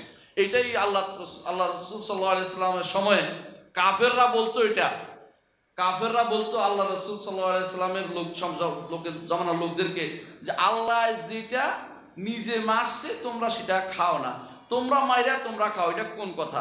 আল্লাহ তাআলা বললেন, কুল্লা আত্তাবিউ আহওয়াকুম, বলুন হে নবী আমি তোমাদের প্রবৃত্তির অনুসরণ করবো না। তোমাদের একটা প্রবৃত্তি থেকে আসছে। প্রবৃত্তি কেন? শরীয়ত বিরোধী যা হবে সবই প্রবৃত্তি। শরীয়ত বিরোধী যা হবে সেটাই হওয়া। আল্লাহর শরীয়ত হচ্ছে আদল, ইনসাফপূর্ণ। যে ব্যক্তি এর বাইরে চলবে অবশ্যই সে হাওয়ার অনুসরণ করে চললো। এরপর আল্লাহ তাআলা বলছেন, নবী যেন আপনি বলুন, কাদ দালালতু ইযা ওয়া মা আনা মিনাল মুহতাদিন, যদি তোমার প্রবৃত্তির অনুসরণ করে তাহলে পথভ্রষ্ট হয়ে যাব, আমি কোনোদিন আর হেদায়েত পাবো না। অনুরূপভাবে আল্লাহ তাআলা কোরআনে কারীমে আমাদেরকে নিষেধ করেছেন, ওয়ালা তাত্তাবিউ আহওয়া কওমিন কাদ দাল্লু মিন কাবলু ওয়া আদাল্লু কাসীরান ওয়া দাল্লু আন সাওয়াইস সাবিল। হে ঈমানদারগণ, কখনো তোমরা অনুসরণ করো না কোনো জাতির প্রবৃত্তি, কোনো জাতির প্রবৃত্তির অনুসরণ করো না যারা আগে পথভ্রষ্ট হয়ে গেছে। কারা ওরা? ইহুদি নাসারা। কারা ওরা? খ্রিস্টানরা। কারা হয়ে গেছে ওরা? মাজুসরা, অগ্নি উপাসকরা। এরা পথভ্রষ্ট হয়ে গেছে। আমরা স্পষ্ট সেটা আল্লাহ বলছেন, কাদ দাল্লু মিন কাবলু ওয়া আদাল্লু কাসীরান। শুধু পথভ্রষ্ট হয়েছে তা নয়, পথভ্রষ্ট মানুষকে করেছেও। এরপর বলছে ওয়াদাল্লু আন সাওয়াইস সাবিল, সঠিক পথ থেকে তারা দূরে সরে গেছে। এদের অনুসরণ করতে আল্লাহ তাআলা আমাদেরকে অনুমোদন করেন নাই, এদের অনুসরণ করা যাবে না। আল্লাহ তাআলা বলছেন না করতে। অনুরূপে আল্লাহ তাআলা কোরআনে কারীম বলেছেন, ফাহকুম বাইনাহুম বিমা আনজালাল্লাহ, আল্লাহ তাআলা যা নাজিল করেছে হে নবী আপনি তাদের মাঝে সেটা দিয়ে বিচার ফয়সালা করুন। ওয়ালা তাত্তাবি আহওয়াহুম আম্মা জাআকা মিনাল হক, আপনার কাছে যে হক এসেছে সেটা পরিত্যাগ করে আপনি তাদের প্রবৃত্তির অনুসরণ করবেন না। কোরআনে কারীমে আল্লাহ তাআলা আরো বলেছেন, ফালিযালিকা ফাদউ ওয়াস্তাকিম কামা উমিরতা ওয়ালা তাত্তাবি আহওয়াহুম, হে নবী এই জন্য আপনি ডাকুন তাদেরকে, আল্লাহর পথে আহ্বান করুন, আল্লাহর পথে আহ্বান করুন, আল্লাহর পথে দাওয়াত দিন এদেরকে। কাদেরকে? মানুষদেরকে। ওয়াস্তাকিম, এবং শরীয়তের উপরে সম্পূর্ণরূপে পাবন্দী আপনার যেন থাকে। শরীয়তের কোনো অংশ আপনি পরিবর্তন করবেন না, শরীয়তের কোনো অংশ আপনি ছেড়ে যাবেন না। কামা উমিরতা, যেভাবে আপনাকে নির্দেশ দেওয়া হয়েছে। শরীয়ত পরিপূর্ণভাবে মানার নির্দেশ আল্লাহ রসুলকে দেওয়া হয়েছে, আমাদেরকে দেওয়া হয়েছে। এই শরীয়ত আল্লাহ তাআলা কোরআনে কারীম বলেছে, সুম্মা জাআলনাকা আলা শারিআতিন মিনাল আমরি ফাত্তাবি'হা, তারপর আপনাকে আমি শরীয়তের উপর রেখেছি, এটাকে অনুসরণ করে চলুন। এর বিপরীত কি বলেছেন? ওয়ালা তাত্তাবি' আহওয়াহুম, তাদের প্রবৃত্তির অনুসরণ আপনি করবেন না। কাদের? কাফেরদের প্রবৃত্তির অনুসরণ আপনি করবেন না। কোরআনে কারীমে আল্লাহ তাআলা আরো বলছেন, ওয়ালা তুতি' মান আগফালনা কলবাহু আন যিকরিনা ওয়াত্তাবা হাওয়াহু ওয়া কানা আমরুহু ফুরুতা। সূরা কাহফে আল্লাহ তাআলা বলছেন, ওয়ালা তুতি' মান আগফালনা কলবাহু আন যিকরিনা, যারা আমার জিকির থেকে দূরে সরে গেছে, কোরআন পড়তে চায় না, হাদিস পড়তে চায় না, সালাত পড়তে চায় না, দ্বীন মানতে চায় না, শরিয়া বিরোধী পথে চলে, এদের সম্পর্কে আল্লাহ তাআলা বলছেন, লা তুতি', অনুসরণ করবেন না, আনুগত্য করবেন না। যার অন্তর আমার জিকির থেকে দূরে সরে গেছে, তার ভালো লাগে না সেটা, তার ভালো লাগে নাচ গান, হারাম জিনিস তার ভালো লাগে, অর্থাৎ শরীয়তের বিধিবিধান তার কাছে পছন্দ হয় না। আল্লাহ তাআলা বলছেন যে এবং সে যে আল্লাহর জিকির থেকে দূরে সরে গেছে এবং হাওয়ার অনুসরণ করে চলেছে, এবং তার সমস্ত কর্মকাণ্ড বিনষ্ট হবে, কোনো কিছুই গ্রহণযোগ্য হবে না। আল্লাহর নবীকে বলছে ওয়ালা তুতি', তার অনুসরণ করবেন না। কারা সেরা? এরা কাফেররা। এরা কাফেররা। কাফের ইমানদার ছাড়া সবাই কাফের, মুসলিম ছাড়া বাকি সবাই কাফের। এর বাইরে কেউ যেন আবার দয়া পরবশ হয়ে অমুক তমুক কাফের না বলে। যদি কেউ অমুক কাফেরদেরকে কাফের না বলে তো তার ঈমান থাকে না। এটাই হচ্ছে আমাদের নীতি, মুসলিমদের নীতি। কাফেরদেরকে কাফের বলতে হবে। তারা যদি ঈমান আনে আমাদের ভাই হবে, তারা পর্যন্ত কাফের থাকবে। তাদের কোনো কিছু অনুসরণ না করতে আমাদের নবীকে আল্লাহ তাআলা নির্দেশ দিচ্ছেন, ওয়ালা তুতি' মান আগফালনা কলবাহু আন যিকরিনা ওয়াত্তাবা হাওয়াহু ওয়া কানা আমরুহু ফুরুতা। অনুরূপভাবে আল্লাহ তাআলা কোরআনে কারীম বিভিন্ন জায়গাতে নফসে আম্মারাকে যথাযথভাবে নিয়ন্ত্রণ করতে বলেছেন। আল্লাহ তাআলা বলছেন কোরআনে কারীম, ওমা উবাররিউ নাফসি ইন্নান নাফসা লাআম্মারাতুম বিসসু, ইন্নান নাফসা লাআম্মারাতুম বিসসু, নফস মাত্রই খারাপের দিকে মানুষকে নির্দেশ দেয়। যদি নফসকে প্রবৃত্তিকে নিয়ন্ত্রণ করতে না পারি তাহলে কখনো সেখান থেকে বের হতে পারবো না। আচ্ছা, সব সময় নফস যে বিরাট, যিনি রাসূলুল্লাহ সাল্লাল্লাহু আলাইহি ওয়াসাল্লাম এই নফসের বিরুদ্ধে কিন্তু আমাদেরকে জিহাদ করতে বলেছেন। এটা বিশুদ্ধ বর্ণনা দিয়ে সাব্যস্ত আছে। কারণ কোরআন দিয়ে আল্লাহ জিহাদ করতে বলেছেন ওয়াজাহিদহুম বিহি জিহাদান কাবীরা, নফসের বিরুদ্ধে তোমরা বড় ধরনের জিহাদ করে এই কোরআন দিয়ে। কারণ এক নাজিল হয়েছে মক্কাতে, অর্থাৎ মক্কাতে আপনার জিহাদের বড় স্তরই ছিল, আপনাকে অবশ্যই হাওয়ার বিরুদ্ধে জিহাদ করতে হবে, প্রবৃত্তির বিরুদ্ধে জিহাদ করতে হবে। সুতরাং এই নফসের বিরুদ্ধে আমাদের লেগে যেতে হবে। নফস যা চায় সেটাকে শরীয়ত দিয়ে মূল্যায়ন করতে হবে। এখন অনেকে বলতে পারে ভালো জিনিসও তো চায়, আমার প্রবৃত্তি তো ভালো জিনিসও চায়। যদি প্রবৃত্তি ভালো জিনিস চায় সেটা অবশ্যই গ্রহণযোগ্য, সেটাকে আমরা নিষেধ করছি না, সেটা প্রবৃত্তির খারাপ অর্থে ব্যবহৃত হবে না। তখন বলা হবে এটা আমলুস সালেহ, অথবা সেটা বলা হবে শরীয়তের ডাক। সেজন্য শরীয়ত চাচ্ছে। অন্তর ভালো হয়েছে বুঝবেন, কিছুক্ষণ পর অন্তর আবার নষ্ট হয়ে যায়, আবার বিনষ্ট হয়ে যায়। সেজন্য তার মধ্যে আপনার কাজ হবে সব সময় দেখবেন যেটাই মন চাচ্ছে এটা ভালো কি মন্দ। যদি বলছে সব জামাতে যাই, বুঝছেন এটা ভালো। যদি বলো সিনেমা দেখি, বলবেন খারাপ। বোঝা গেল এর মধ্যে নফস আপনার প্রবৃত্তি একবার ওদিকে টানে, একবার ওদিকে টানে। এই জন্য সব সময় মানুষ তার প্রবৃত্তির বিরুদ্ধে লাগার অর্থ এই নয় যে ভালো চাইলে সেটাও বিরোধিতা করব, এটা অর্থ এই নয়। কিন্তু কখনো কখনো এমন গিলাপ দিয়ে আসে আপনি মনে করবেন যে খুব ভালো জিনিসের তো চাচ্ছে। কিরকম জানেন? আমাকে একজন বলছে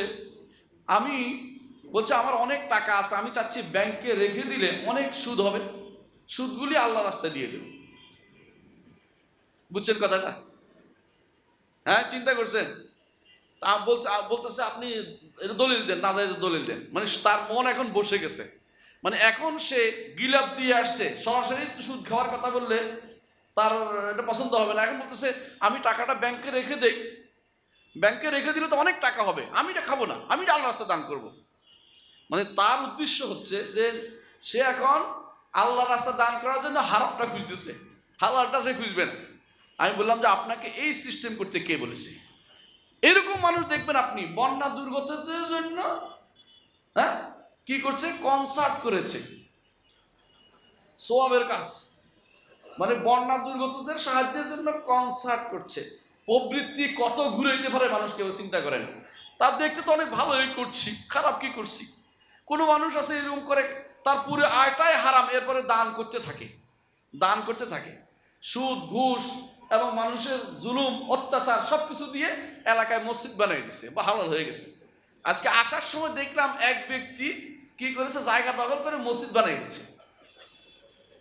চিটাং শহরে মসজিদ বানিয়ে ফেলছে, কি সুন্দর কাজ করে ফেলছে সে।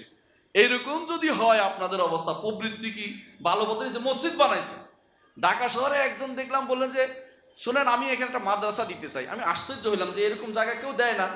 পরে খোঁজ নিয়ে দেখলাম এই জায়গা তিনি জোর করে দখল করছে। আমি মাদ্রাসা দিলে যদি মাদ্রাসা ভাঙ্গে পত্রিকায় নিউজ হবে যে সরকার মাদ্রাসা ভেঙে ফেলছে, এই জন্য তিনি মাদ্রাসা বানাইতে চায়। কত বুদ্ধি রাখে প্রবৃত্তি, বুঝছেন না? অন্তরের বুদ্ধি দিয়ে তিনি নতুন গিলাপ দিয়ে আসছেন, মোড়ক লাগাই আসছেন। এখন তিনি এটাকে আল্লাহর রাস্তায় দান করবেন, আগে কোনোদিন চিন্তা ছিল না। এগুলি সবই হচ্ছে প্রবৃত্তির শয়তানি, এবং আপনাকে প্রবৃত্তির খারাপ কুমন্ত্রণা আপনাকে বিভ্রান্ত করার জন্য সেগুলি করে। আপনার নফসকে জিজ্ঞাসা করুন আসলে কি আপনি আল্লাহর রাস্তার জন্য দান করতেন? তাহলে যেটা হালাল একটা পয়সা দেবে। আরবের কুরাইশরা পর্যন্ত হারাম টাকা দিয়ে কাবা শরীফ বানায় নাই। কেন বানায়নি? তারা বুঝেছে যে হারাম টাকা দিয়ে আল্লাহর ঘর বানানো যায় না। কিন্তু আপনি কিন্তু হারাম টাকা দিয়ে আল্লাহর ঘর বানানোর জন্য ব্যস্ত হয়ে পড়ছেন। মনে করছেন এখন তো এর থেকে মুক্তি পেতে হবে, কি করা যায়? ঠিক আছে, মসজিদ বানিয়ে দেয়, 2 লাভ হবে, ভোটে ভোট পাবো, আর কাজে কাজ হয়ে যাবে, নামে নাম হয়ে যাবে, কত কিছু হয়ে যাবে। কিন্তু কিছুই হবে না, কারণ প্রবৃত্তির তাড়না আপনি করেছেন, আল্লাহর দরবারে তা গ্রহণযোগ্য হবে না। প্রবৃত্তির তাড়নায় 3 ব্যক্তি জিহাদ করেছে, মানে 3 ব্যক্তি বড় বড় কাজ করেছে, আল্লাহর দরবারে গ্রহণযোগ্য হয়নি। কি বলেছে? একজন দান করেছে, কেন? হাসরের মাঠে নিয়ে আসা হবে, তাকে দিয়ে জাহান্নাম উদ্বোধন করা হবে, বলা হবে ওই ব্যক্তি তুমি তো আমাদেরকে ভালো কথা বলতে, তুমি তো এই করেছো সেই করেছো। বলে যে না, আমি তোমাদের বলতাম, আমি নিজে করতাম না। ঠিক 3 জনের মধ্যে একজনকে আল্লাহ তাআলা জিজ্ঞাসা করবেন তুমি কি করেছো? বলবো যে আমি কোরআন তেলাওয়াত করেছি, কোরআন পড়েছি, এই করে সেই করেছি। বলেন না, তুমি যা করেছো মানুষ যেন তোমাকে আলেম বলে সেটার জন্য করেছো। এখন তোমার মানুষ বলা হয়ে গেছে, তোমার আমার কাছে কোনো প্রাপ্তি নেই, জাহান্নামে চলে যাও। আরেকজন দান করেছে, তাকে একই কথা বলা হবে তুমি কি করেছো? বলছে আপনার প্রত্যেকটি খাতে আমি দান করেছি, যা শুনেছি তাই দিয়েছি। তাকে বলা হবে তোমার বলা হয়ে গেছে, মানুষে বলেছে তুমি দানবীর, সুতরাং তোমার আর প্রাপ্তি বলতে আমার কাছে কিছু নেই। তোমার নিজের নফসের জন্য করেছ, তোমার হাজুর নফস ছিল এটা, তোমার প্রবৃত্তির তাড়নায় সেটা করেছ, আমার জন্য সেটা করনি। আরেকজন যুদ্ধ করে শহীদ হয়ে গেছে। হ্যাঁ, কত মানুষ এখন কথায় কথায় শহীদ হয়ে যায়। শহীদ তো এখন নামে অনেকে নাম রাখিয়ে ফেলে শহীদুল ইসলাম। কত নাম যে হয়ে গেছে, ইসলামের বলি হয়ে গেছে সবাই, এইটাই দুঃখজনক। কার জন্য মারা যাচ্ছে এটা খবর নাই। রাসূলুল্লাহ সাল্লাল্লাহু আলাইহি ওয়াসাল্লাম বলেছেন হাশরের মাঠে নিয়ে আসা জিজ্ঞাসা করা হবে যে তুমি কি করেছো? বলে আমি আপনার রাস্তায় সব দিয়ে জান দিয়ে দিয়েছি। আল্লাহ বলছেন না, তুমি তো হল দখলের জন্য করেছো, তাই না? তুই মাঝে মধ্যে রাস্তাঘাটে মানুষের মারার জন্য করেছো, কোনো একটা কিছু পাওয়ার জন্য করেছো, তোমাকে বলার জন্য বলেছো, তুমি আর কারো আবেগে পড়ে করেছো, আল্লাহর দ্বীনকে বুলন্দ করার জন্য তুমি করনি। সুতরাং তোমার কাজ যথেষ্ট, তোমাকে জাহান্নামে দেওয়ার জন্য এটাই যথেষ্ট, জাহান্নামে তাকে পাঠানো হবে। কেন সমস্যা? এটা সমস্যা এটাই হচ্ছে প্রবৃত্তির তাড়নায় করেছে, আল্লাহর জন্য তা করা হয়নি। বেশিরভাগ মানুষ এই কাজটি করে থাকে। সুতরাং যদি কোনো নফস প্রবৃত্তি ভালো চায়, সেটাকে অস্বীকার করা হচ্ছে না। ভালো প্রবৃত্তি এমন জিনিস চাচ্ছে যা শরীয়ত অনুমোদিত না, সেটা অবশ্যই নিষিদ্ধ। সেটাকে যত মোড়ক লাগাইয়া আসেন না কেন, যত উপরে দিয়ে বেড়া দেন না কেন, এটা আল্লাহর দরবারে গ্রহণযোগ্য হবে না। একজন মানুষ প্রবৃত্তির তাড়নায় পড়েছে কিন্তু কাজ করে নাই। রাসূলুল্লাহ সাল্লাল্লাহু আলাইহি ওয়াসাল্লাম বলেছেন ইজা হাম্মা বিসাইয়্যাতিন, কোনো মানুষ যখন খারাপের জন্য চিন্তা করে, প্রবৃত্তির তাড়নার চিন্তা খারাপ করে, তখন কি করবে? যখন রাসূল বলেছেন যদি কেউ এরকম প্রবৃত্তির তাড়নায় পড়ে কোনো খারাপের চিন্তা করে, তখন সেটা যদি কোনো বাস্তবায়ন না করে ছেড়ে দেয়, আল্লাহ তার জন্য সওয়াব লেখে। আল্লাহু আকবার। আর যদি সেটাকে অন্তরে গেঁথে যায়, করার জন্য সে দৃঢ় প্রতিজ্ঞ হয়ে যায়, তার গুনাহ লেখা হয়ে যায়। তাহলে বোঝা গেল মারাত্মক অবস্থায় প্রবৃত্তির অবস্থা যখনই আসে সেটাকে তাড়িয়ে দিতে হবে। কখনো সেটাকে আমার সুযোগ দেওয়া যাবে না থাকার জন্য, অন্তরে অবস্থানের সুযোগ দেওয়া যাবে না। কি জন্য মানুষ সাধারণত প্রবৃত্তির অনুসরণ করে? আমি কিছু কারণ উল্লেখ করব। এক নম্বর হচ্ছে ছোট কাল থেকে সন্তানকে যখন আপনি যা চাইছে তা দিছেন, বুঝেন তো, শয়তান আপনার উপর সোয়ার হয়েছে, আপনার সন্তানকে আপনি সঠিক পথ দেখাননি। ছোট কাল থেকে তাকে ঘুমাতে দিচ্ছেন, ফজরের সালাতের সময় ঘুমিয়ে থাক, সমস্যা নেই। ছেলের ডাক দিলে ছেলে রাগ করবে, তাই তো এক। অথবা ছেলে বড় পড়লে এখন ডাকলে সমস্যা, কষ্ট হবে, তার ইউনিভার্সিটি আছে, তার কলেজ আছে, তার চাকরি আছে, ডাকলে তো তার অসুবিধা হবে, এজন্য ডাকেন নাই। আপনি এই কারণে ছোট কাল থেকে তাকে দিনের উপর রাখেন নাই বলে প্রবৃত্তির হাতে ছেড়ে দিয়েছেন, প্রবৃত্তির হাতে তাকে ছেড়ে দিয়েছেন। এই জন্য সে বড় হলে আপনার বিরুদ্ধে যাবে, আপনাকে বৃদ্ধাশ্রমে পাঠাবে, আপনার ঈমান হরণ করবে, আপনাকে তাড়িয়ে দিয়ে আপনার সম্পদ দখল করবে। এটাই করে। এই জন্য ছোট কাল থেকে আপনি তাকে ঈমানের উপর বড় করেননি। এর বিপরীতে ছোট কাল থেকে তারা ঈমানের উপর বড় করে, তারা আমলের সালাতের উপর বড় করে। রাসূল যেভাবে নির্দেশ দিয়েছেন, কোরআনে কারীমে আল্লাহ তাআলা বলছেন ওয়া'মুর আহলাকা বিস-সালাতি ওয়াসতাবির আলাইহা, আপনার পরিবারকে ওয়া'মুর আহলাকা বিস-সালাতি, সালাতের নির্দেশ দিন, ওয়াসতাবির আলাইহা, সবর করে লেগে থাকুন এই সালাতের উপরে। ছোট কাল থেকে বড় করতে হবে। এই জন্য ছোট কাল থেকে বড় না করার কারণে প্রবৃত্তি এখন আর আপনার ভালো প্রবৃত্তি জাগ্রত হয় না। সবসময় আপনার মাথায় জাগ্রত হয় কার জিনিস কিভাবে মেরে খাবে। কিভাবে জানেন? কখনো কখনো আপনি বিভ্রান্ত হন, বিপদে পড়েন। কিরকম?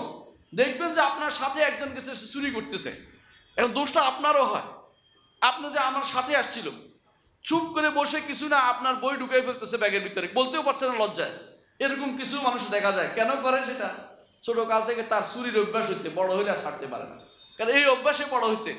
এই জন্য ছোট কাল থেকে প্রবৃত্তি বিতরণ, প্রবৃত্তির যে খারাপ চাহিদা তা বিতরণ করার ব্যবস্থা বাবা মার করা উচিত। দ্বিতীয় যে জিনিসটা যেই কারণে মানুষ নষ্ট হয় তা হচ্ছে যারা খারাপ প্রবৃত্তির লোক, এদের সাথে উঠা বসা করে। আজ বেশিরভাগ মানুষ যত অভিযোগ দিচ্ছে সন্তানের বিরুদ্ধে, তা কি জানেন? সন্তান ইয়াবা সেবী, সন্তান এডিক্টেড, সন্তান এইটা, সন্তান ওইটা। এর কারণ কিন্তু আপনি তাকে সেভাবে চলতে সুযোগ দিয়েছেন।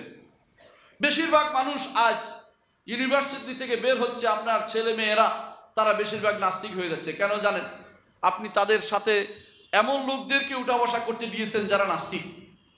আমার কাছে এমন বহু প্রশ্ন আসে মাঝে মধ্যে, যে বিয়ে করেছি ইউনিভার্সিটির ছাত্রী দেখে মনে করলাম যে আমাদেরকে পরস্পর চাকরি করে সংসার চালাবে, বুঝলেন না? শেষ আর কি। সেই ব্যক্তি এরকম সংসার চালানো, বউ দিয়ে সংসার চালাবে মনে করে, সেই ব্যক্তির মতো দুর্ভাগা আর কেউ নেই।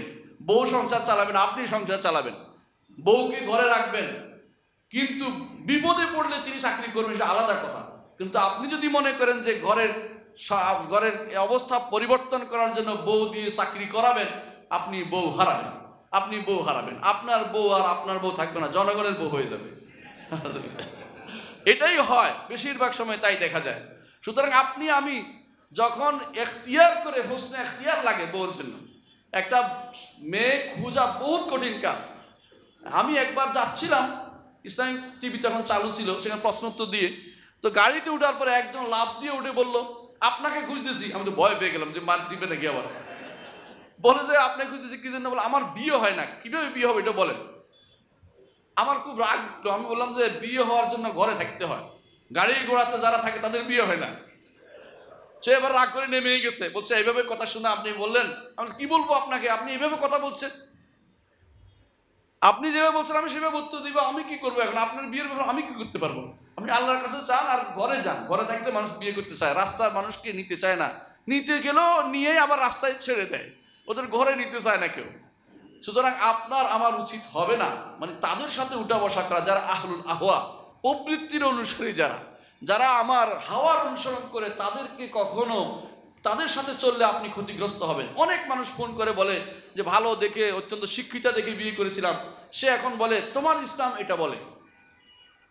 চিন্তা করে দেখুন, আপনার ঘরে যদি কোনো সারাক্ষণ এই কথা বলা হয়ে থাকতে থাকে, তোমার ইসলাম এটা করে, তোমাদের হুজুরে এটা করে, অমুক হুজুর এটা করেছে, আপনার ঘরে শান্তি কোনোদিন আসবে না।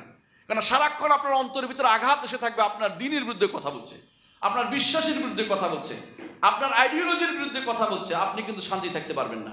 তাহলে আপনি এই পড়া কেন পড়াবেন, যেই পড়া আপনার ঈমান নষ্ট করে দেয়, আপনার পরিবারের সম্পদ নষ্ট করে দেয়, আপনার জীবনের সবচেয়ে বড় জিনিসটাকে বিনষ্ট করে দিচ্ছে, আপনার ঈমান বিনষ্ট করে দিচ্ছে, সেই পড়া আপনার কি দরকার পড়ানো? কি হবে সেটা পড়িয়ে? যতক্ষণ পর্যন্ত পরিবেশ আপনার না হবে, পরিবেশ করুন, আপনি আরো বেশি পড়ান, আমার আপত্তি নেই।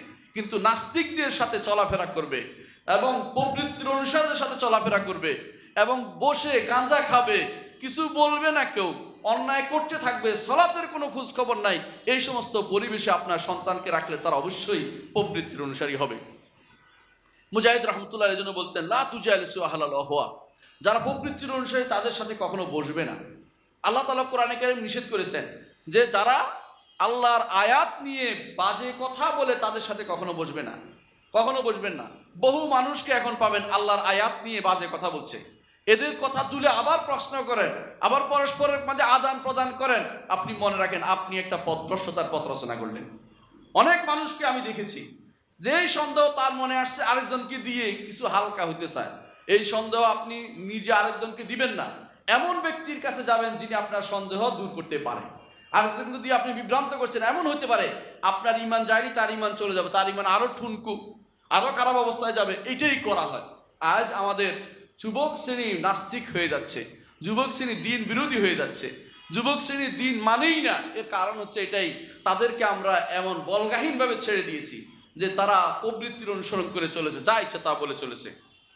তৃতীয়ত, যেই কারণে মানুষ আল্লাহর দিন থেকে দূরে সরে যাচ্ছে এবং হাওয়ার অনুসরণ করে যাচ্ছে, তা হচ্ছে ছোট কাল থেকে দিন পড়াই নেই, আল্লাহ সম্পর্কে জানাইনি। আল্লাহ সম্পর্কে যদি জানাতাম তো তার ভিতরে ভয় কাজ করত। আল্লাহ সম্পর্কে জানার জন্য একটি আয়াত শুধু আমি উল্লেখ করব। কোরআনে কারীমে আল্লাহ তাআলা বলছেন, ওয়ামা কাদারুল্লাহ হাক্কা কাদরি, আল্লাহকে তারা সঠিক সম্মান দিতে জানেনি। ওয়াল আরদু জামিআন কবদাতুহু ইয়াউমাল কিয়ামা, সমস্ত জমিন, যেগুলো আপনি জমিন বলে বুঝেন, সবগুলো আল্লাহর মুষ্টির ভিতরে থাকবে কিয়ামতের দিন। আল্লাহু আকবার। ওয়াস সামাওয়াতু মাতউইয়াতুম বিয়ামিনিহি, শুধু জমিন না, আসমানগুলি কি হবে? আসমানগুলি তার ডান হাতে পেঁচানো থাকবে। আল্লাহু আকবার। এই বিরাট জিনিস যদি আপনার সন্তানের মধ্যে তুলে ধরতে পারেন, তখন সে মনে করবে না আল্লাহ তাআলা সব জায়গায় আছে, মনে করবে না। মনে করবে এত কিছুই না, সৃষ্টি খুব ক্ষুদ্র জিনিস, এর ভিতরে প্রবেশ করার প্রয়োজন না, স্রষ্টা অবশ্যই তার আশার উপর রয়েছে, বিশ্বাস করবে। ছোটকাল থেকে আপনি ভুল তো জানান, হয় জানাইছেন না ভুল জানাইছেন, দুটোর একটা। সন্তানকে কখনো আল্লাহ সম্পর্কে সঠিক ধারণা দেননি, দিলে সন্তান খারাপ কিছু বলতে পারতো না আল্লাহ সম্পর্কে, ভয় তার অন্তরে থাকতো, সারাক্ষণ চিন্তা করতো যে মহান রব্বুল আলামিন কত মহৎ, আজিম। আজিম অর্থ হলো বড়, বড় অর্থ বড় বুঝে কাবির বলা হয় না, আজিম বলা হয়েছে, যার থেকে বড় আর কিছু হতে পারে না। এই জন্য আল্লাহ তাআলা কোরআনে কারীম বলেছেন, ইয়াউমা নাতউইস সামাআ কাতাইয়িস সিজিলি লিল কুতুব, যেদিন আমি পেছাবো আসমান সমূহকে তার হাতের মধ্যে, যেভাবে কাগজ একটার উপর একটা রাখে সেরকম।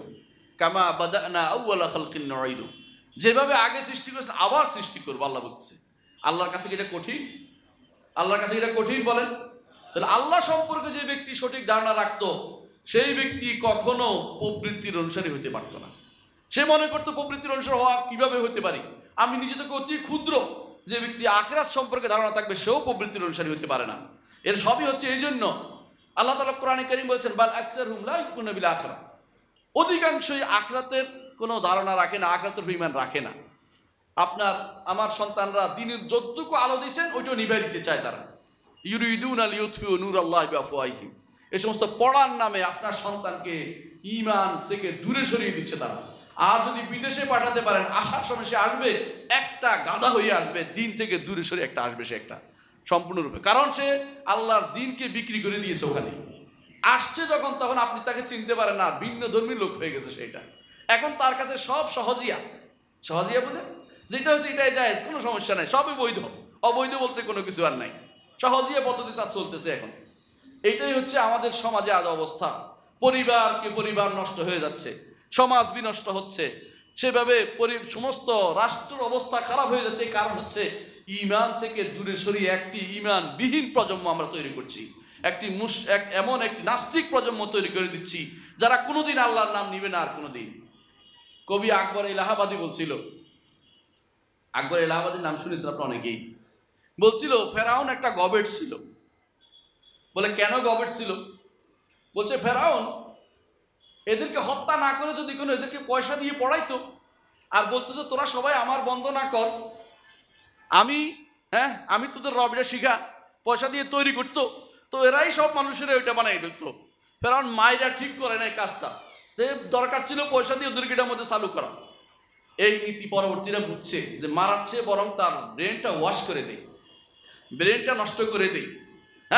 আপনার আমার সন্তানরা যখন এমন লোকদের কাছে পড়ে, পাশ্চাত্যবিদ বলে ওদেরকে, মুস্তাশরিক বলে ওদেরকে, ইউরোপ আমেরিকাতে পড়ে, সেই সমস্ত লোকগুলি অথবা রাশিয়াতে পড়ে, সেই সমস্ত লোকগুলি সন্তানগুলিকে আরেকবার পরীক্ষা করুন, ঈমানটা তার আছে কিনা একবার দেখুন।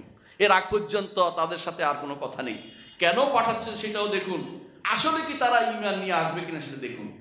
অনেকে আছে সেখানে গেলে ভালো থাকে, সেটা আলাদা কথা, কিন্তু বেশিরভাগ মানুষের ভিতরে সন্দেহ ঢুকিয়ে দেয় তারা। সুতরাং এই জন্য আখিরাতের উপরে ঈমান তারা রাখে না বেশিরভাগই। ঢাকা বিশ্ববিদ্যালয়ে পড়ার সময় আমার এক বন্ধু এসে বলল যে আজকে আর হেরে গেলাম, তবে শেষে জিতে গেছি। আমি বললাম যে কিভাবে হারলি আর কিভাবে জিতলি? বলে প্রথমে আমাকে বলছে প্রমাণ দে তুই আল্লাহ আছে, আখিরাত আছে। তো আমি তো প্রমাণ দিবি কি? আমি বলছি আচ্ছা এটা বিশ্বাস করতেছি। এই যে তুই বিশ্বাস চলবে না। তো বললাম তুই পাশ করলি কি করে? পাশ করলি শেষে বলছি আচ্ছা আমিও মরলাম তুইও মরলি, ওই পারে যাইয়া দেখলি যে আমার ওরটা ভুল আর আমারটা শুদ্ধ, তো আমি তো গেইনার, আর তুই তো তখন দেখলি যে তোরটা ঠিক নাই, তো তুই বিপদে পড়ে গেলি, তো আমি জিতে গেলাম। এটা কি ঈমান? এটা কি ঈমান? এগুলো চান্সের বিষয়, ওই চান্স ঈমান নয়। ঈমান দৃঢ় হতে হবে। দুনিয়া বদলে যেতে পারে, মানুষ যত কথাই বলতে পারে, প্রমাণ কোনো প্রয়োজন নেই। প্রমাণে আমরা বিনা প্রমাণে বিশ্বাস করি যে আখিরাত আছে, এটা হলো ঈমান। আল্লাযীনা ইউমিনুনা বিল গায়ব, গায়বের উপর ঈমান, এটাই হবে। কোনো রকমের প্রমাণের আশা বসে থাকতে হবে না। আল্লাহ কালামে বলেছে এটা সত্য, রাসূল বলেছে এটা সত্য, কোরআনে কারীম এবং সহিহ হাদিসে আসছে, এটা বিশ্বাস করতেই হবে। এটা হচ্ছে ঈমান। এইটা না হলে সারাক্ষণ প্রমাণ নিয়ে যারা বসে থাকে, অনেকে আজকাল অনেক কিছু লিখছে প্রমাণ নিয়ে ওইটা দিচ্ছে, ওই প্রমাণ কিছুক্ষণ পরে আবার ওইটারও আবার প্রমাণ লাগবে। এই বিপদ ডেকে আনছে আজ আমাদের সমাজে মানুষগুলো, কারণ ঈমান নিয়ে তাদেরকে আমরা সঠিক পথে পরিচালিত করতে পারিনি। আমাদের সন্তানদেরকে, তাদেরকে ছোট কাল থেকে ঈমানের উপর বড় করুন, তাদেরকে শিক্ষা দিন মান রব্বুকা, ওয়ামা দিনুকা ওয়ামান নবিয়ুকা, রব এবং দিন এবং ঈমান এবং রব এবং দিন এবং মুহাম্মদ সাল্লাল্লাহু আলাইহি ওয়াসাল্লাম নবী, এই তিনটি জিনিস ভালো করে শিক্ষা দিয়ে দিন, এরপরে তাকে ছেড়ে দিন। সে আর এই ঈমান যখন অন্তরে থাকবে, হাওয়া তাকে আর নষ্ট করতে পারবে না। কিন্তু ছোটকাল থেকে তিনটি জিনিস শিক্ষা দেয়নি। এই তিনটির নাম হচ্ছে উসুলুস সালাসা, তিনটি মূলনীতি। এটা ছোটকাল থেকে বাচ্চাদের শিক্ষা দেওয়া উচিত। আমরা এমন এক দেশে বসবাস করে এসেছি যেখানে আমাদের সন্তানদের প্রথম দার্স ছিল এটা। যে ব্যক্তি প্রথম ঢুকছে ইবতেদায়ী মাদ্রাসায়, প্রথমে সেখানে স্কুল হোক যাই হোক, প্রথম এটা পড়তেই হবে যে তোমার রব কে, তোমার দিন কি, তোমার নবী কে, এটা শিখতেই হবে এবং তার পরিপূর্ণ পরিচিতি করে তুলুন। এরপর তাকে ধীরে ধীরে বড় করে তুলুন। এটার নাম হচ্ছে রব্বানি। আর আমরা রব্বানি বানাইছি কি, বড় আলকেল্লা পড়ে দরবার খুলে বসেছে ওরা রব্বানি, হ্যাঁ, ওরা আল্লাহর বড় বড় ওলি, আর আমরা হচ্ছে বলি, তাই না? এই জাতীয় জিনিস দিয়ে ইসলাম হবে না। ইসলামের গোড়ায় আসতে হবে, ছোট কাল থেকে দিনের উপর রাখতে হবে, তাহলে প্রবৃত্তির তাড়না থেকে মুক্ত হতে পারবেন না। চতুর্থ যে কারণে পথভ্রষ্ট হচ্ছে তা হচ্ছে যথাযথ নসিহত হচ্ছে না, যথাযথ নসিহত হয় না। আমরু বিল মারুফ ওয়া নাহি আনিল মুনকার, সৎ কাজের আদেশ এবং অসৎ কাজের নিষেধ করি না। আমরা করি কিনা? চোখের সামনে আপনি দেখছেন অন্যায় কাজ করতেছে, আপনি বলেন না। চোখের সামনে আপনি দেখছেন আপনার ছেলে বাম হাতে খাচ্ছে, আপনি বলেন না। বলছে দুইটা হাতে তো আল্লাহ, দলিল দিয়ে দিল। আমি একজনকে বললাম যে বাম হাতে খাচ্ছেন, আল্লাহ কি দুইটা বানায় নাই? তাকে আমি কিভাবে বুঝাই যে আল্লাহ দুইটা বানাইছে, তোমারে বলছে এক হাতে খাইতে, ওইটাকে বলছে খারাপ জায়গায় ব্যবহার করতে, আর তুমি ওইটা দিয়ে খারাপ খাচ্ছ, তাহলে এটা দিয়ে কি করবা? এটাই হচ্ছে সমস্যা। সন্তানকে ছোট কাল থেকে এই হাতের শিক্ষা দিতে রাসূলুল্লাহ সাল্লাল্লাহু আলাইহি ওয়াসাল্লাম বলেছেন। কিভাবে খাবে ছোট কাল থেকে তৈরি করি নাই। আমর ইবনে সালামা রাদিয়াল্লাহু আনহু বলছেন যে আমি ছোট ছিলাম রাসূলের পরিবারের মধ্যে, রাসূলের পরিবারের মধ্যে ছিলাম, তো আমার হাত ছোটকালে কি করে, বাচ্চারা পুরো ব্লেডের মধ্যে দৌড়ায়, এখানে ওইটা যেটা ভালো লাগে ওইটা খায়, এখান থেকে ওখান থেকে। রাসূলুল্লাহ সাল্লাল্লাহু আলাইহি ওয়াসাল্লাম আমাকে বললেন, ইয়া গোলাম, হে প্রিয় বৎস, সাম্মিল্লাহ, বিসমিল্লাহ বলো, আল্লাহর নামে খাচ্ছ বলো, আল্লাহ সুযোগ দিছে বলে খাচ্ছ। খাওয়ার সুযোগ কত মানুষ আছে খেতে পারে না, আমি আপনি অনেকের সিনির বাজেট শেষ, খেতে পারি না। তা আল্লাহ বিসমিল্লাহ বলো, আল্লাহর নামে খাচ্ছ।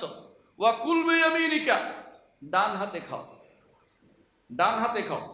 ওয়া কুল মিম্মা ইয়ালিকা, তোমার পাশে খাও। তিনটা জিনিস একসাথে শিক্ষা দিলেন। ছোট কাল থেকে নসিহত কাজটা বন্ধ করে দিচ্ছে, আমার সন্তানকে শিখাই নেই। ডান হাতে খাও আমার নবীর শিক্ষা, আর আমরা বলি দুই হাত তো আল্লাহ দিছে। কত যুক্তি নিয়ে বসে আছে। এই যুক্তি প্রবৃত্তির তাড়না থেকে আসছে, প্রবৃত্তি আমাকে ভুল পথে পরিচালিত করছে। এটাই হচ্ছে আমাদের আজ সমস্যা, যে আমরা সন্তানদেরকে, আমাদের আশেপাশের মানুষদেরকে শিক্ষা দিচ্ছি না, আমাদেরকে সঠিক নসিহত করছি না। এই জন্য প্রবৃত্তি তাড়না বেড়ে যাচ্ছে, যা ইচ্ছে তা করে বেড়াচ্ছে।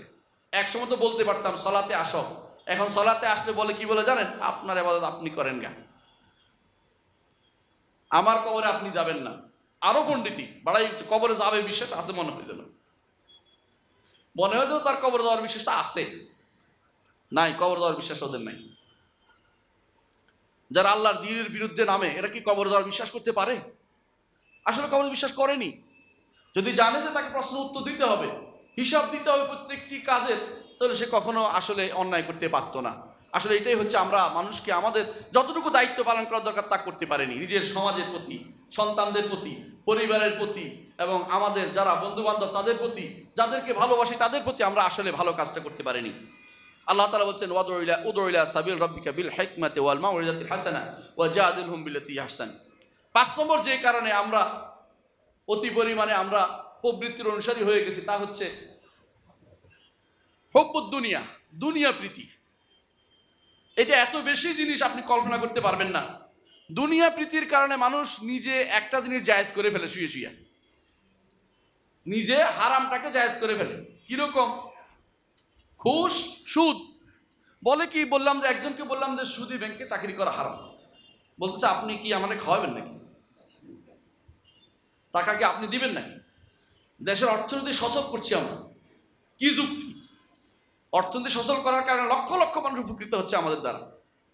সুদী ব্যাংকের মালিক কথা বলতেছে, লক্ষ লক্ষ মানুষকে আমি চাকরি দিচ্ছি, যুবকদেরকে বেকারত্ব থেকে মুক্তি দিচ্ছি আমি, আপনি বলতেছেন হারাম কাজ করতেছি, মুক্তি ছেড়ে দিতে বলতেছেন। কি বলেন এগুলি? আপনার বিবেক ঠিক আছে? আপনার মতো এইসব হুজুর হইলে হয় না। উত্তর দিচ্ছে, আমাকে সুন্দর করে উত্তর বুঝিয়ে দিল। কেন তিনি দিচ্ছেন সেটা? হুব্বুদ দুনিয়া, দুনিয়া প্রীতি, আর কিছু নয়। তার এত টাকারও দরকার হয় না।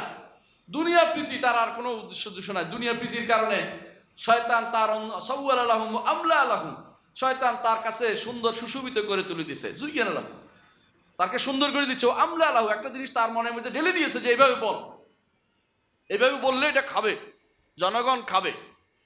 আমি আমার ইউনিভার্সিটিতে যখন বলছিলাম, খাওয়ার টেবিলে সাধারণত টিচাররা বসে গল্প করি বিভিন্ন রকমের।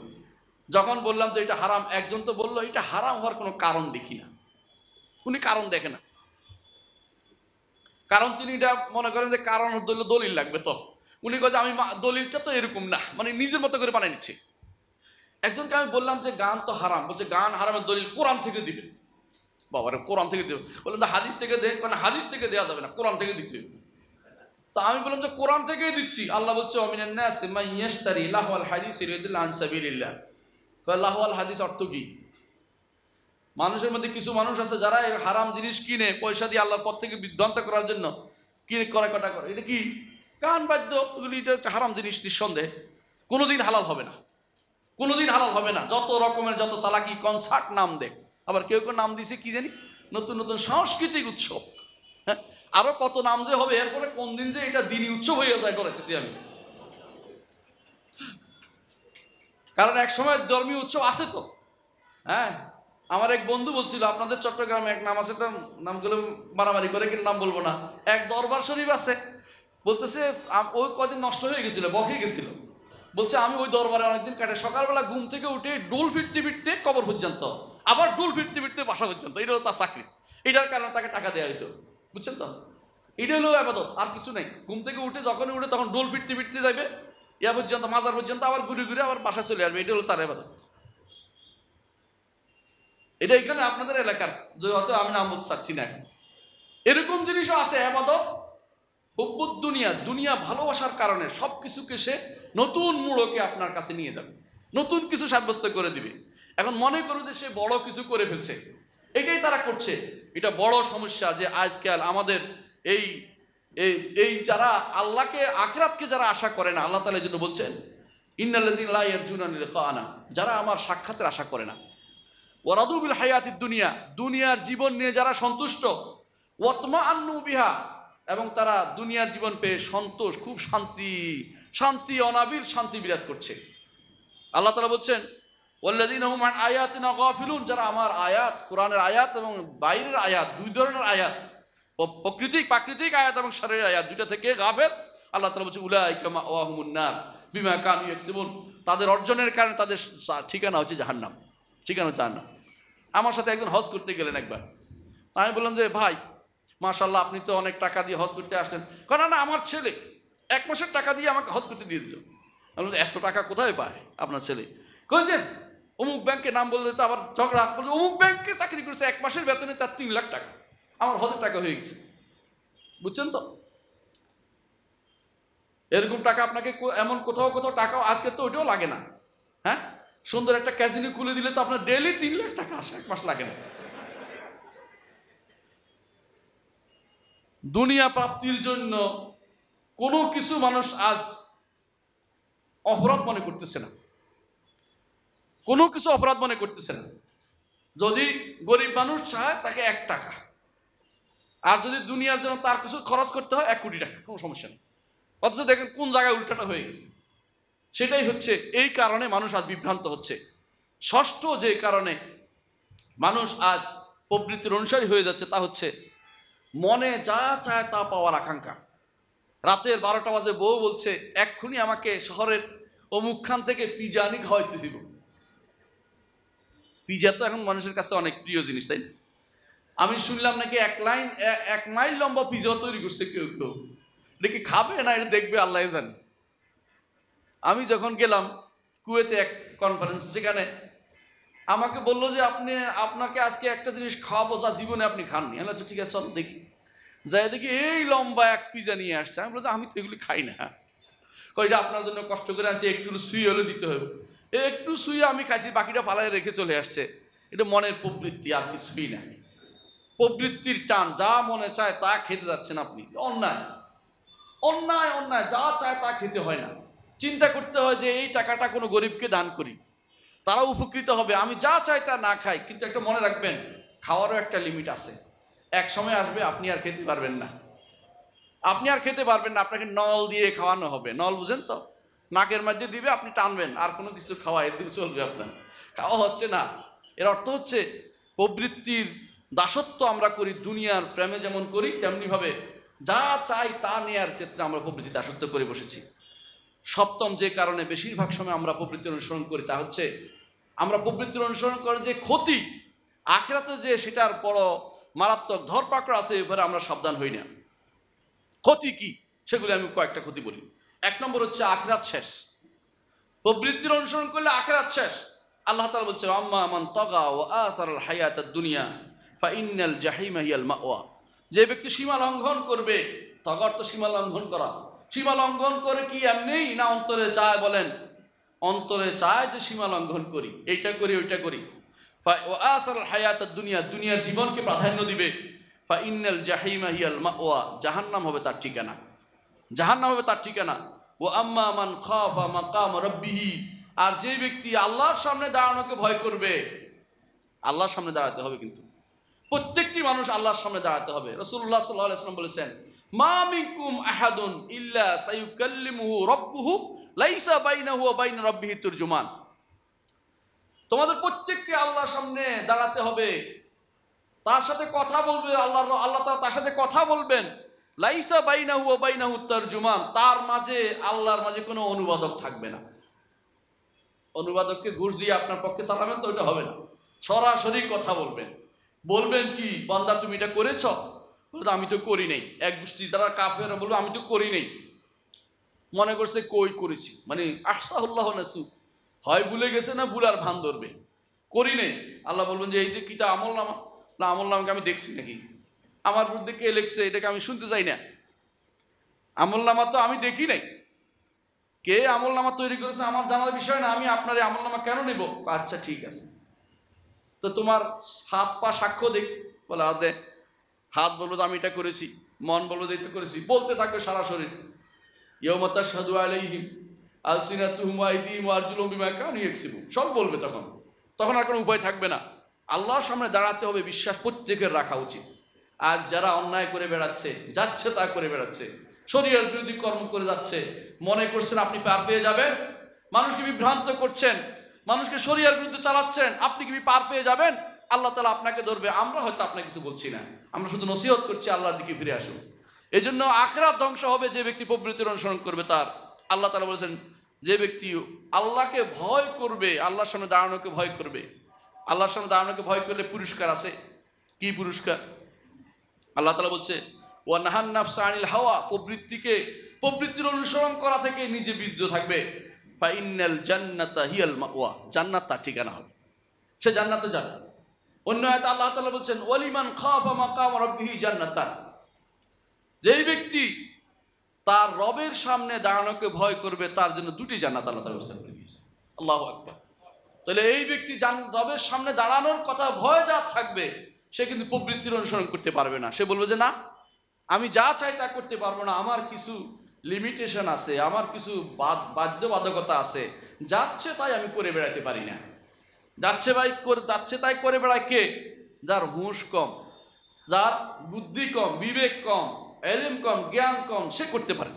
রাস্তার পাশে একজন সাধারণ মানুষ পেশাব করতে পারে, কিন্তু একজন ভদ্র মানুষ কখনো সেটা করতে পারে না। মরে গেলেও বলবে যে বাথরুম ছাড়া আমি কেমনে বসতে পারে না, কারণ তার বিবেক তাকে অন্যায় কাজে বাধা দিচ্ছে। এই জন্য যার হুঁশ আছে সে মনে করবে সবসময় যে আমি আল্লাহর সামনে তো দাঁড়াবো, আমি অন্যায়টা করতে পারি না, বিবেককে নষ্ট করতে পারে না। সে আল্লাহর সামনে সে দাঁড়াবে, এই ভয়টা তার থাকতে হবে। যদি এটা না হয়, যে খুসখাসিরাত দুনিয়া ওয়াল আখিরা, দুনিয়া আখিরাত দুইটাই সে নষ্ট করে দিয়েছে। এই জন্য ইমাম শাফি রহমতুল্লাহ আলাইহি বলেন, প্রবৃত্তির আরবি শব্দ হচ্ছে হাওয়া। বলছে হাওয়া কেন বলছে? হাওয়া বলছে এই জন্য, হাওয়া অর্থ হচ্ছে ধ্বংসকারী, কারণ এটা মানুষকে ধ্বংস করে দেয়, এটা মানুষকে জাহান্নামের আগুনে নিক্ষেপ করে, এই জন্য এটার নাম হচ্ছে হাওয়া। আবু দারদা রাদিয়াল্লাহু আনহু বলেন, যেই ব্যক্তি তার দুইটা খালি জায়গা পূরণের জন্য ব্যস্ত হয়ে পড়ে, দুইটা অবস্থা পূরণের জন্য ব্যস্ত হয়ে পড়ে, সে তার চেয়ে তার ঠিকানা হবে, তার মিজানের খবর তার থাকবে না, সে ক্ষতিগ্রস্ত হবে। অর্থাৎ দুইটা কি, একটা প্যাট আর একটা আপনারা বুঝছেন। দ্বিতীয় হচ্ছে যেই জিনিস, দ্বিতীয় যেই কারণে, দ্বিতীয় যে ক্ষতিগ্রস্ততার মধ্যে আপনি পড়বেন সেটা কি, সেটা হচ্ছে আপনি যদি প্রবৃত্তির অনুসরণ করেন আপনি কোনো হেদায়েত পাবেন না, পথভ্রষ্ট হবেন। আল্লাহ তাআলা কোরআনে কারীম বলেছেন, ইয়াত্তাবিউনা ইল্লা যান্না ওয়া মা তাহওয়াল আনফুস ওয়া লাকাদ জাআহুম মির রাব্বিহিমুল হুদা। যারা কাফেররা ছিল তখনকার সময়, কাফেররা অনুসরণ করতো কার জানেন? মনে চাইতো, একটার নাম দিছে কি লাত, একটার নাম উজ্জা, একটার নাম মানাত, এরকম তারা নিজেরা বানিয়ে নিত, এটা নিজেরা বানিয়ে নিত। ইবনুল কালবি তার আসনাম নামে একটা কিতাব আছে, সেখানে উল্লেখ করেছেন কিভাবে মূর্তি পূজা আরম্ভ হলো। এটা বলছেন কিভাবে জানেন? মক্কাতে তারা বাইতুল্লাহ তোয়াফ করতো, তো বাইতুল্লাহ 7 চক্কর তোয়াফ করতো ওরা। এরপরে দেখা গেল তারা যখন মক্কা থেকে তাদেরকে বের করে দিল, মক্কার পাথর নিয়ে গেল তার সাথে করে, সেখানে তারা পাথরটা রেখে 7 চক্কর তোয়াফ করলো। পরবর্তীতে আসে এটা ইবাদত শুরু হয়ে গেল, এইভাবে তারা ইবাদত শুরু করলো, মন যা চায় তা। এমনকি তাদের মধ্যে কেউ কেউ সুন্দর খাবার দাবার দিয়ে মূর্তি বানাইতো, অভাব হলে সেটাই আবার খেয়ে ফেলতো। সেটাই ছিল তাদের অবস্থা, কারণ মন যা চায় তা তারা করত। এই জন্য পথভ্রষ্টতার দিকে নিয়ে যাবে, যখন কেউ প্রবৃত্তির অনুসারী হবে সে পথভ্রষ্টতার দিকে নিয়ে যাবে। আল্লাহ তাআলা বলছেন, ইয়াত্তাবিউনা ইল্লা যান্না, কাফেররা শুধু অনুসরণ করে, অনুমানের ধারণার অনুসরণ করে চলে, ইলমি কোনো কাজ নাই তাদের মধ্যে। দুনিয়ার বুকে যাই আপনি কাফেরদের দেখবেন অনুসরণ করছে, মনে ধারণা করছে যে এইটা হয়েছে, এইটা হয়েছে, এইটা হচ্ছে, বিরাট কাহিনী বানিয়ে নিয়েছে। আমি এক ধর্মের উপর পিএইচডি করেছি, এক ধর্মের এর উপরে পিএইচডি করেছি, সেই ধর্মের বইয়ের সংখ্যার শেষ নাই। ধর্মের বই তো একটা দুইটা থাকে না, বড় বড় বই, ওদের আবার আছে চতুর্ভেদ, পঞ্চ উপনিষদ, পঞ্চদশ উপনিষদ, চতুর্দশ উপনিষদ, 14টা উপনিষদ, আবার আছে অষ্টাদশ পুরাণ, 18টা পুরাণ। সবগুলি পড়ে আমি বুঝছি মনে যা চায় তা লেখা হয়ে গেছে, কোনো সমস্যা নেই। আপনি বসে একটা লেখেও যদি জমা দিতে পারেন সেটাও একটা হবে, কোনো সমস্যা নেই। এই জন্য বলে যত মত তত পথে। কিন্তু এই কারণে প্রবৃত্তির অনুসরণ ছাড়া আর কিছুই নয়। অথচ আপনি সেটা দেখার জন্য কয়দিন পরে দৌড়াবেন, পালাবেন এবং তাদের কাছে বসে আনন্দ উৎসব করবেন। আপনি ঈমান থেকে দূরে সরে যাবেন এর মাধ্যমে, কখনো সে ঈমানদার করতে পারে না। আল্লাহ তাআলা কোরআনে কারীমে বলেছেন, ওয়া ইন্না কাসীরান লা ইউদিল্লুনা বিআহওয়াইহিম বিগাইরি ইলম, অধিকাংশই না জেনে আল্লাহর পথ থেকে মানুষকে বিভ্রান্ত করছে, কারণ প্রবৃত্তি তাদেরকে বিভ্রান্ত করে দিচ্ছে। তৃতীয় যেটা হচ্ছে যে বিপদে আপনি পড়বেন, যেই কারণে প্রবৃত্তির অনুসরণ আপনার জন্য ক্ষতিগ্রস্ত হবে, তা হচ্ছে যে কেউ প্রবৃত্তির অনুসরণ করবে তাকে যত নসিহতই করুন কাজ দিবে না। কারণ সে মনে করবে যে তার ভিতরে আরে ঢুকছে না, কারণ উল্টে গেছে। রাসূলুল্লাহ সাল্লাল্লাহু আলাইহি ওয়াসাল্লাম বলেছেন, ফিতনা একটা একটা করে মানুষের অন্তরে যোগ হতে থাকে। কিরকম জানেন? বলছে একটি কাপের মধ্যে পানি রাখলে খাইতে পারবেন, তাই না? পানিটা উল্টে রাখলে এরপরে যত পানি ডালেন খেতে পারবেন। এটা উল্টে রাখলে কাপটা যদি উল্টে রাখেন, একটা গ্লাস উল্টে রাখেন, এরপরে পানি ডালছেন, কি হবে? কোনোদিন আর খেতে পারবেন না। রাসূলুল্লাহ সাল্লাল্লাহু আলাইহি ওয়াসাল্লাম সেই উদাহরণ দিয়েছেন। কারো অন্তরে ফিতনা অল্প অল্প করে হয়, সেই সময় এরপরে কলবটা উল্টে যায়, উল্টে গেলে সেখানে আর কারো কোনো কিছু নীতি ওয়াজ নসিহত কিছু কাজ করে না। ঠিক এই অবস্থা তৈরি হয়ে যে ব্যক্তি প্রবৃত্তির অনুসরণ করে চলবে, তার মধ্যে ওয়াজের কোনো তাসির হবে না, আসির হয় না। যত ওয়াজে করেন, যত আলোচনায় করেন, সে তার নীতি নিয়েই আসে, তার মধ্যে কোনো কিছু ভাবান্তর লক্ষ্য করা যায় না। সে আপনাকে পুরো উল্টা দোষ দিবে যে হুজুর না খেয়ে বহুত কথা বলতে পারে, হুজুর তো ভালোই ওয়াজ করতে পারে, আপনার ওয়াজ তো অনেক সুন্দর, আপনি ওয়াজ করেন আমি শুরু করি, চলতে থাকবে না। মানে উনি মনে করছে ওয়াজ হচ্ছে আওয়াজ আর কিছু না। গ্রাম দেশের না ওই কিচ্চার বলছে, আমি এটা বলবো না, শুধু এটাই বলবো, ওয়াজ তিনি নদীর এই পারে আনেন নাই, ওই পারে রেখে চলে আসছিলেন। এরকম হয় কারণ তার মনের ভিতরে সেটা ঢুকে নাই, সেটা কান সুখ করেছে। অনেক মানুষ সুর দিয়ে ওয়াজ করলে সেই কান সুখ করতে তার ভালো লাগে, সত্য মিথ্যার ধার ধারে না, ধারলেও তার অন্তর ঢুকবে না। কেন ঢুকবে না?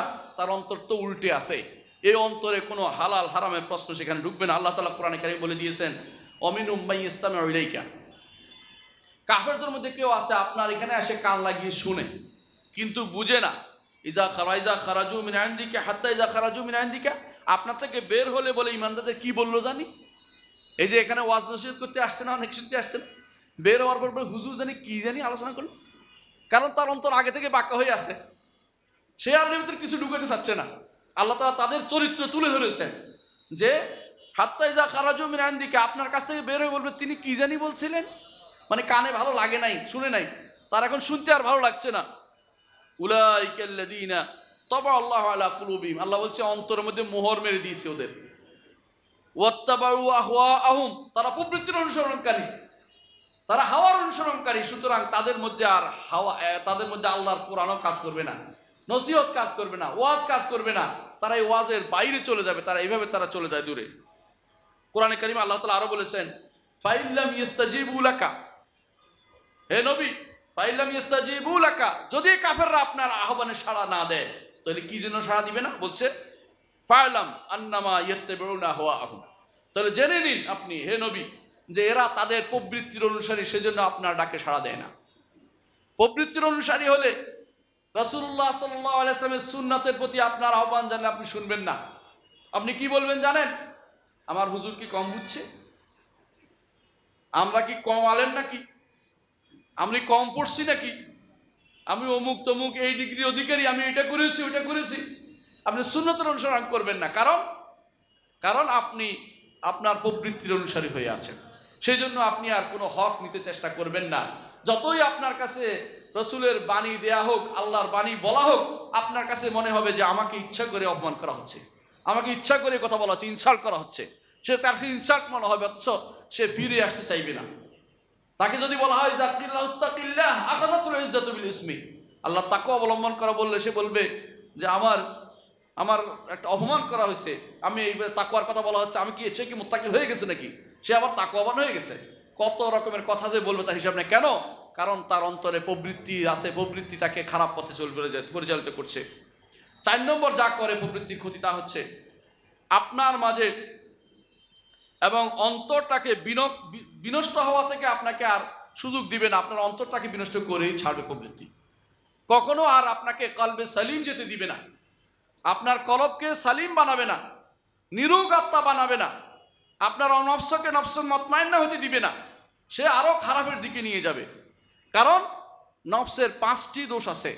নফস কখনো কখনো শিরিককে প্রাধান্য দিচ্ছে তাওহীদের বিপরীতে, কখনো বেদাতকে প্রাধান্য দেয় সুন্নাতের বিপরীতে, কখনো শরিয়া অনুসরণ না করে গুনাহকে প্রাধান্য দিচ্ছে, শরীয়ত অনুসরণ না করে গুনাহকে প্রাধান্য দিচ্ছে, কখনো কখনো কখনো কখনো গাফলতি কাজ করে নফসের মধ্যে, কখনো কখনো প্রবৃত্তি তার উপর চেপে বসে নফসের উপরে, তখন কিন্তু সে আর কোনো ভালো কিছু চোখে দেখে না। তাহলে ভালো নিরোগ আত্মা সে কখনো পাবে না, কালবে সালিম সে হতে পারবে না। সুতরাং এই নফসের এই ক্ষতি জিনিসটা ভালো করে আমাদের দেখা দরকার যে হাওয়া প্রবৃত্তি আমাকে নিঃশেষ করে দিবে। 5ম যে জিনিসটা, প্রবৃত্তির কারণে আপনার বিবেক বুদ্ধি লোপ পেয়ে যাবে। প্রবৃত্তি আপনাকে বিবেক বুদ্ধি করতে দিবে না। যেই বাবা আপনাকে এতদিন লালন পালন করেছে, প্রবৃত্তির টানে আপনি এখন বাবাকে পাঠিয়ে দিয়েছেন বৃদ্ধাশ্রমে, আর কিছু নয়, শুধু প্রবৃত্তির টানে পাঠিয়ে দিয়েছেন। আপনার মা আপনাকে এত কিছু করে দিয়েছেন, আপনি বিদেশে অবস্থান করছেন, মায়ের খোঁজ নিতে সময় নেই, মায়ের জানাজায় শরীক হইতে সময় নেই, আঞ্জুমানে মুফিদুল ইসলামকে দিয়ে দাও বলে দেওয়া হলো, আঞ্জুমান আলম মুফিদুল ইসলামকে দিয়ে দিতে বলেছে বাবাকে, নিজে আসার সময় নেয়, তার মিটিং চলছে এখন। এটাই হচ্ছে প্রবৃত্তি জিনিস, বিবেককে নষ্ট করে দেয় প্রবৃত্তি মানুষের। 7 নম্বর হচ্ছে আপনি জানেনও না যে আপনার ঈমান নষ্ট করে। 6 নম্বর যে ক্ষতি আপনার হবে তা হচ্ছে আপনি জানবেন না যে কখন আপনার ঈমান চলে গেছে, আপনার জীবনের বড় সম্পদ আপনি হারিয়ে ফেলেছেন।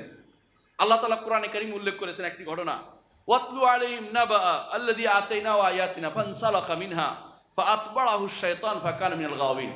বালাম বাউরের ঘটনা আপনারা জানেন, তাকে আল্লাহ তাআলা অনেক কিছু দিয়েছিল, কিন্তু সব সে হারিয়েছে প্রবৃত্তির অনুসরণ করার কারণে। এই ইতিহাস করে আমি গল্প করতে চাই না, শুধু ইতিহাস তুলে ধরতে চাচ্ছি। যখন মানুষ প্রবৃত্তির অনুসারী হয় তখন ঈমান নামক সম্পদটা সে হারিয়ে ফেলে, এবং সে তখন আল্লাহ তাআলা বলেই দিয়েছেন কেন এটা করেছে। আল্লাহ তাআলা বলছেন ওয়ালাকিন্নাহু আখলাদা ইলাল আরদে, জমিনকে স্থায়ীভাবে আঁকড়ে ধরেছে, জমিনের অনুসারী হতে চায় সে, ওয়াত্তাবা হাওয়া, প্রবৃত্তির অনুসরণ করেছে। তারপর আল্লাহ তাআলা তার উদাহরণ দিলেন কামা ফামাসালু কামাসালিল কালবি ইন তাহমিল আলাইহি ইয়ালহাস আও তাতরুকু ইয়ালহাস, বলছে প্রবৃত্তির অনুসারী হওয়ার পরে তার উদাহরণ হচ্ছে কুকুরের মতো। কুকুরের উপরে যদি কোনো বোঝা চাপিয়ে দেওয়া হয়, সে হাঁপাতে থাকবে, জিভে বের করে। আর যে বোঝা না চাপাইলেও সে হাঁপাতে থাকবে। এই ব্যক্তি প্রবৃত্তির অনুসরণ করার কারণে দুনিয়া পাইলেও সে হাঁপাবে, না পাইলেও সে হাঁপাবে। অর্থাৎ তার কোনো মুক্তি নেই, হাঁপানো ছাড়া খারাপ অবস্থা, তার কোনো ভালো অবস্থানে যেতে পারবে না। আপনি দেখুন, যারা ঈমান নিয়ে থাকে তাদের মধ্যে ঈমানের আলো আছেই। আর যে ঈমানের আলো নয়, তাদেরকে দেখতে কুৎসিত মনে হয়।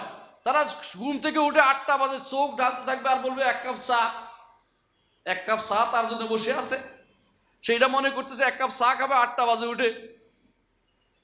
তার মধ্যে কোনো ঈমানি কোনো চেতনা নেই, তার মধ্যে ঈমানের কোনো আলো নেই। কেন থাকবে না? কারণ ঈমান তো চলে গেছে। তো কোনো তার প্রবৃত্তির অনুসরণ করে 8টা পর্যন্ত ঘুমিয়ে গেছে, ফজর সালাতের উঠে নেই।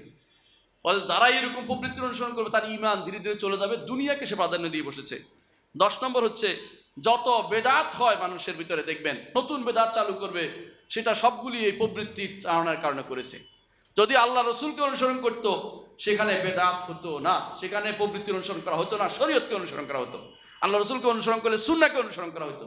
আল্লাহ রসুলকে অনুসরণ করলে সেটা হয়তো জান্নাতে যাওয়ার পথ, আর বেদাতকে অনুসরণ করলে জাহান্নামে যাওয়ার পথ তৈরি হয়ে যাবে।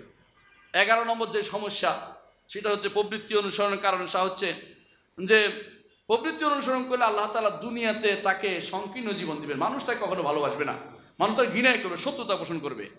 12 নম্বর হচ্ছে যে দুনিয়ার বুকে শত্রুকে সে প্রাধান্য দিচ্ছে নিজের উপরে, শয়তানকে নিজের উপরে দিয়ে দিল সে। তারপরে মানুষ তাকে নিন্দা করবে, মানুষ তাকে অপমানিত করবে, এমনকি প্রবৃত্তির অনুসরণকারী তাকে সে এমন এক নিজে ধ্বংস ডেকে আনছে, যেই ধ্বংসের কথা সে নিজে চিন্তাও করে নাই। আর প্রবৃত্তি অনুসরণকারী আরেকটি সমস্যা হচ্ছে, সে তৌফিক পাবে না, হেদায়েতের তৌফিক সে পাবে না। কারণ আল্লাহ তাআলা কোরআনে কারীম বলেছেন যে আফরাআইতা মান ইত্তাখাযা ইলাহু হাওয়াহু, আপনি কি তাকে দেখেছেন যে ব্যক্তি প্রবৃত্তিকে তার ইলা বানিয়ে নিয়েছে, হাওয়াকে ইলা বানিয়ে নিয়েছে। আদাল্লাহুল্লাহ আলা ইলমিন, জ্ঞান থাকার পরেও সে পথভ্রষ্ট। যারা প্রবৃত্তির অনুসরণ করে তারা একেবারে, আমি বলি না তার জ্ঞান নাই, জ্ঞান আছে, তার বড় বড় ডিগ্রিধারী, বড় বড় চাকরিধারী, বড় বড় ওজিফা, এই তার বড় বড় খেতাব তার আছে, কিন্তু আল্লাহ তাআলা বলছেন খাতামা আলা সামরিহি ওয়া কলবিহি, আল্লাহ তাআলা বলছেন তার অন্তরের উপরে, কলবের উপরে এবং তার সবলেন্দ্রের উপরে আমি খতম মেরে দিয়েছি, হ্যাঁ, তার মোহর মেরে দিয়েছি। ওয়া জাআলা আলা বাসারি গিশাওয়া, তার চোখের সামনে আমি একটি পর্দা দিয়ে দিয়েছি। সে কখনো ফামান ইয়াহদি মিন বাদিল্লাহ, কে তাকে হেদায়েত দিবে আল্লাহ না দিলে? প্রবৃত্তির অনুসারী এই জন্য হেদায়েত প্রাপ্ত হয় না, যতক্ষণ পর্যন্ত প্রবৃত্তির বিরুদ্ধে সে না চলে। আল্লাহ তাআলা বলছেন আফালা তাযাক্কারুন, একটু তোমরা এর থেকে শিক্ষা নিবে না? 10 নম্বর হচ্ছে, প্রবৃত্তির অনুসরণকারীর কাছে গুনাহ কিছুই না, গুনাহ কিছুই না। 10 বা 11 নম্বর যেটা হোক, রাসূলুল্লাহ সাল্লাল্লাহু আলাইহি ওয়াসাল্লাম বলেছেন, একজন মানুষ যখন ঈমানদার যখন গুনাহ করে, তার কাছে এই গুনাহটা মনে হয় পাহাড় সম, যে পাহাড় পড়বে, আমি শেষ হয়ে যাবো, হায় রে কি হলো রে। কিন্তু একজন পাশের যখন গুনাহ করে, তখন তার কাছে মনে হয় এটা মাছির ডানা, মাছি বসছে নাকের উপরে, সে হাত দিয়ে তাড়িয়ে দেওয়ার মতো অবস্থা হয় তার। আপনারা দেখেছেন এটা, যে গুনাহ করে সে গুনার ব্যাপারে কোনো পরোয়াই করে না, সালাত পড়ে না বছরের পর বছর ধরে, তার কোনো চিন্তাও নাই। ঈমানদার কিন্তু একটি সালাত ছুটে গেলে, জামাত ছুটে গেলে তার পাগল প্রায় অবস্থা হয়। কেন? এটাই হচ্ছে প্রবৃত্তির অনুসারী আসলে তৌফিক হয় না, তওবার তৌফিক তার হয় না। প্রবৃত্তির বিরোধিতা আমাদের করতে হবে। প্রবৃত্তির বিরোধিতা করলে কি পাবেন? প্রথমত জান্নাত পাবেন। দ্বিতীয়ত ওমর ইবনে আব্দুল আজিজ বলেছেন, সবচেয়ে উত্তম জিহাদ হচ্ছে প্রবৃত্তির বিরোধিতা করে যে জিহাদটা হয় সেটা। প্রবৃত্তি অন্যায় পথে পরিচালিত করতেছে, আপনি তার সাথে সারা জীবন একটা যুদ্ধের মধ্যে লেগে থাকবেন, একটা যুদ্ধের মধ্যে আপনি লেগে থাকবেন যে আমি অন্যায় পথে যাব না, আমি শরীয়তকে প্রাধান্য দিব, তোমার পথে চলবো না। 3 নম্বর হচ্ছে, প্রবৃত্তির অনুসরণ না করলে হাসরের মাঠে আরশের নিচে ছায়া পাবেন, আপনি আরশের নিচে ছায়া পাবেন। আপনার মনে আছে রাসূলুল্লাহ সাল্লাল্লাহু আলাইহি ওয়াসাল্লাম একটা হাদিসে বলেছিলেন 7 শ্রেণীর লোককে আল্লাহ তাআলা আরশের নিচে ছায়া দেবেন। তার মধ্যে ওই ব্যক্তি, যে ব্যক্তি ডান হাতে যা দিলে বাম হাত জানতে পারে, এটা প্রবৃত্তির অনুসরণ, অর্থাৎ নিজের শোনানোর জন্য করে নাই। ওই ব্যক্তিও আছে, যে ব্যক্তি অন্যায়কারী কোনো মহিলা, সুন্দরী মহিলা ডাকছে, সে বলছে আমি আল্লাহকে ভয় করি। কেন? প্রবৃত্তির পথে সে চলেনি। এই জন্য যারাই দেখবেন এগুলির মধ্যে কমন একটা জিনিস আছে, এখানে কমন একটা জিনিস আছে 7টি শ্রেণীর মধ্যে, সেটা হচ্ছে যে তারা আল্লাহকে ভয় করে, প্রবৃত্তির অনুসরণ করে চলে না। প্রবৃত্তির অনুসরণ না করলে 7 শ্রেণীর অন্তর্ভুক্ত হবেন আপনি, যারা আরশের নিচে ছায়া পাবে। প্রবৃত্তির অনুসরণ পরিত্যাগ করতে পারলে প্রবৃত্তির বিরোধিতা করতে পারলে আপনার মর্যাদা দুনিয়ার বুকে বেশি হবে, এবং দুনিয়া এবং আখিরাতে আপনাকে নিয়ে মানুষ অবশ্যই সুন্দর আলোচনা করবে। সুন্দর আলোচনাটা মাতলুব, গ্রহণযোগ্য। ইব্রাহিম আলাইহিস সালাম বলেছেন, ওয়াজআল লি লিসানা সিদকিন ফিল আখিরিন, আল্লাহ তাআলা, হে আল্লাহ, আমার জন্য আখিরাত পরবর্তী মানুষদের মধ্যে সুন্দর আলোচনার ব্যবস্থা করে দিন। হয়েছে না? ইব্রাহিম আলাইহিস সালাতু অনুসরণ আমরা সুন্দরভাবে করি না? তাহলে বোঝা গেল প্রবৃত্তির অনুসারী যিনি হবেন তিনি কখনো সুন্দর আলোচনার বিষয় তার খারাপভাবেই বলবে, অমুক এ তো খারাপ ছিল, অমুক এই কাপটা ছিল, কিন্তু যিনি ভালো মানুষ মারা গেছেন তাকে মানুষ ভালোভাবে উল্লেখ করে। চিন্তা করে দেখুন, ডক্টর আব্দুল্লাহ জাহাঙ্গীর, মানুষ কিন্তু তারা ভালোভাবে উল্লেখ করে। একজন মানুষ চলে গেছে, দিনের খাদেম চলে গেছে, মানুষ কান্নাকাটিও করে, অনেকে কাঁদছে তার জন্য। কেন? কারণ তার সম্মান মর্যাদা আল্লাহ বৃদ্ধি করে দিয়েছেন। যারা প্রবৃত্তির বিরোধিতা করে চলতে পারবে তাদেরকে আল্লাহ তাআলা এইভাবেই দুনিয়া এবং আখিরাতে সম্মানিত করেন। কিভাবে প্রবৃত্তির বিরোধিতা করবেন এটা বলে আমি আমার আলোচনা শেষ করবো ইনশাআল্লাহ। কয়েকটি পয়েন্ট বলবো। এক নম্বর হচ্ছে আল্লাহর দিকে ফিরে আসা উচিত। এক নম্বর হচ্ছে আল্লাহর দিকে ফিরে আসা উচিত। কিভাবে? আল্লাহ তাআলা বলছেন, ফাফিরু ইলাল্লাহ, ফিরে আসো আল্লাহর দিকে, পালিয়ে আসো আল্লাহর দিকে। বারবার আল্লাহ তাআলা বলছেন ফাফিরু ইলাল্লাহ, আল্লাহর দিকে পালিয়ে আসতে হবে। যখনই ভুল হয়, ভুল হবেই, প্রত্যেকটি মানুষই ভুলকারী, কিন্তু ফিরে আসতে হবে তাকে আল্লাহর কাছে। আল্লাহ তুমি আমাকে গ্রহণ করো, আল্লাহ তোমাকে গ্রহণ করো, তুমি গ্রহণ না করলে আমার যাওয়ার জায়গা নেই। এবার আল্লাহর কাছে ফিরে আসতে হবে। দ্বিতীয় হচ্ছে আল্লাহর কাছে দোয়া করতে হবে। দোয়া করতে হবে আল্লাহ যেন তাকে প্রবৃত্তির ফিতনা থেকে হেফাজত করে। রাসূলুল্লাহ সাল্লাল্লাহু আলাইহি ওয়াসাল্লাম সেই রকম দোয়া করেছেন। রাসূল কি বলেছেন? আল্লাহুম্মা ইন্নী আউযু বিকা মিন মুনকারাতিল আখলাক ওয়াল আহওয়া ওয়াল আমাল। ইমাম তিরমিজি হাসান সনদ দিয়ে বর্ণনা করেছেন। বলেছেন রাসূলুল্লাহ সাল্লাল্লাহু আলাইহি ওয়াসাল্লাম দোয়া করতেন, আল্লাহ আপনার কাছে আশ্রয় চাই মুনকারাতিল আখলাক, চারিত্রিক খারাপি থেকে, চারিত্রিক খারাপ চরিত্র থেকে, ওয়াল আহওয়া, এবং প্রবৃত্তির তাড়না থেকে। খারাপ মুনকারাতিল আহওয়া অর্থাৎ আপনার চরিত্র যে খারাপ পথে নিয়ে যাচ্ছে এ থেকে আল্লাহর কাছে আপনি আশ্রয় চান আল্লাহর কাছে। ওয়াল আমাল, খারাপ কর্মকাণ্ড থেকে আল্লাহর কাছে আশ্রয় চান। 3 নম্বর হচ্ছে প্রবৃত্তি যা চায় তার বিপরীতটা দিয়ে পূর্ণ করুন। প্রবৃত্তি খালি জায়গা পাইলে সেখানে বসে যায়। বুঝেন নাই? আপনি যদি আল্লাহর জিকিরে মত্ত থাকেন, কোরআন তিলাওয়াতে থাকেন, ভালো আলোচনায় থাকেন, তো শয়তান সেখানে ঢুকতে পাবে না, সুযোগ পাবে না প্রবৃত্তি ঢুকার। যখনই আপনি চুপচাপ বসে থাকবেন, এমন কোনো কাজ করবেন না, এলমি কাজ করবেন না, জ্ঞানের কাজ করবেন না, দ্বীনের কাজ করবেন না, শয়তান সেখানে প্রবেশ করে যাবে, প্রবৃত্তি সেখানে সুযোগ পেয়ে যাবে। এই জন্য বিপরীতটা দিয়ে প্রবৃত্তি পূর্ণ করে দিন, যাতে করে প্রবৃত্তির খারাপ অবস্থা আপনার ভিতরে আসতে না পারে। 4 নম্বর হচ্ছে আলেমদের সাথে উঠা বসা করুন। সত্যিকার আলেমদের সাথে উঠা বসা করুন, নেককার লোকদের সাথে চলাফেরা করুন। আপনার চলাফেরা যেন হয়, আপনার খাওয়া সবকিছু, উঠা বসা সবকিছু যেন হয় ভালো মানুষদের সাথে, নেককারদের সাথে সে ব্যবস্থাপনা করুন। 5 নম্বর হচ্ছে চিন্তা করবেন সবসময় যারা এই প্রবৃত্তির পথে চলেছে তার কত খারাপ পরিণতি হয়েছে তাদের, চিন্তা করে আপনি তা থেকে ফিরে আসুন। 6 হচ্ছে যে আপনি চিন্তা করবেন যত প্রবৃত্তির পিছনে চলবেন কষ্টই শুধু বাড়বে, কষ্টই শুধু বাড়বে। প্রবৃত্তি আপনাকে কোনোদিন আনন্দ দিবে না, আপনাকে তাড়িয়ে ফিরবে। মৃত্যুর আগ পর্যন্ত আপনি দৌড়াবেন প্রবৃত্তির পিছনে। আল্লাহ তাআলা কোরআনে কারীমের জন্য বলেছেন, ইয়া আইয়ুহাল ইনসান ইন্নাকা কাদিহুন ইলা রাব্বিকা কাদহান ফামুলাকি। হে মানুষ, তুমি দুনিয়ার বুকে কষ্ট করতে করতে করতে করতে নিজেকে নিঃশেষ করে দিয়ে আল্লাহর সাথে সাক্ষাৎ করতে আসবে। দেখছেন তো দুনিয়ার বুকে অনেক মানুষকে একেবারে শেষ মুহূর্ত পর্যন্ত শুধু কেবল টাকা টাকা করেই চলে যাচ্ছেন এরকম মানুষ আছে। তাহলে বোঝা গেল যে আপনি এই পরিণতি সম্পর্কে জানুন, যে কষ্টটা আপনার হবে এই কষ্টের কোনো দরকার ছিল না আপনার। মুহাম্মদ রাসূলুল্লাহ সাল্লাল্লাহু আলাইহি ওয়াসাল্লাম, সাহাবায়ে কেরাম তারা এত বড় কাজ করতেন না, কিন্তু হালকা কিছু কাজ করে তারা সবসময় চিন্তা করতেন যে যেই দুনিয়ার কাজে যতটুকু দরকার টুকু করতেন, বেশি চিন্তা করতেন না তারা। আপনি দুনিয়ার জন্য এত ব্যস্ত হয়ে গেছেন, ইবাদতের পথে আপনার সময় নেই, অথচ তারা ইবাদতকে সময় বেশি দিতেন, দুনিয়ার জন্য এত সময় তারা ব্যয় করতেন না। এই জন্য ওইটাকে একটু চিন্তা করা দরকার, বিনা কারণে কষ্টটা আপনি করছেন। তাছাড়া আরেকটা জিনিস হচ্ছে যে আল্লাহর কাছে, এবং সপ্তম যে জিনিসটা হচ্ছে আল্লাহর কাছে আপনার যে মর্যাদা বৃদ্ধি হবে যদি আপনি প্রবৃত্তির বিরোধিতা করতে পারেন, সেটাকে চিন্তা করুন। 8 নম্বর হচ্ছে পবিত্র যদি আপনি থাকতে পারেন, পরিচ্ছন্ন যদি নিজে রাখতে পারেন, নিজেকে যদি কোনো ময়লা যুক্ত না করতে পারেন প্রবৃত্তির টানে, তাহলে সেটার মর্যাদা আপনি অনুভব করবেন, আনন্দ অনুভব করবেন আপনার অন্তরে। 9 নম্বর হচ্ছে যে আপনি খুশি হবেন যে আপনি শয়তানের উপরে আপনি জয়লাভ করতে পেরেছেন। আপনি প্রবৃত্তির উপরে জয়লাভ করতে পেরেছেন, আপনার আনন্দ হবে যে প্রবৃত্তি আমাকে খারাপ পথে নিতে চেয়েছিল, আমি যাই নেই, আলহামদুলিল্লাহ আমি খারাপে যেতে পাই, খারাপে নিতে পারে নাই আমাকে, অন্তরে আনন্দ হবে যদি এটা করতে পারেন।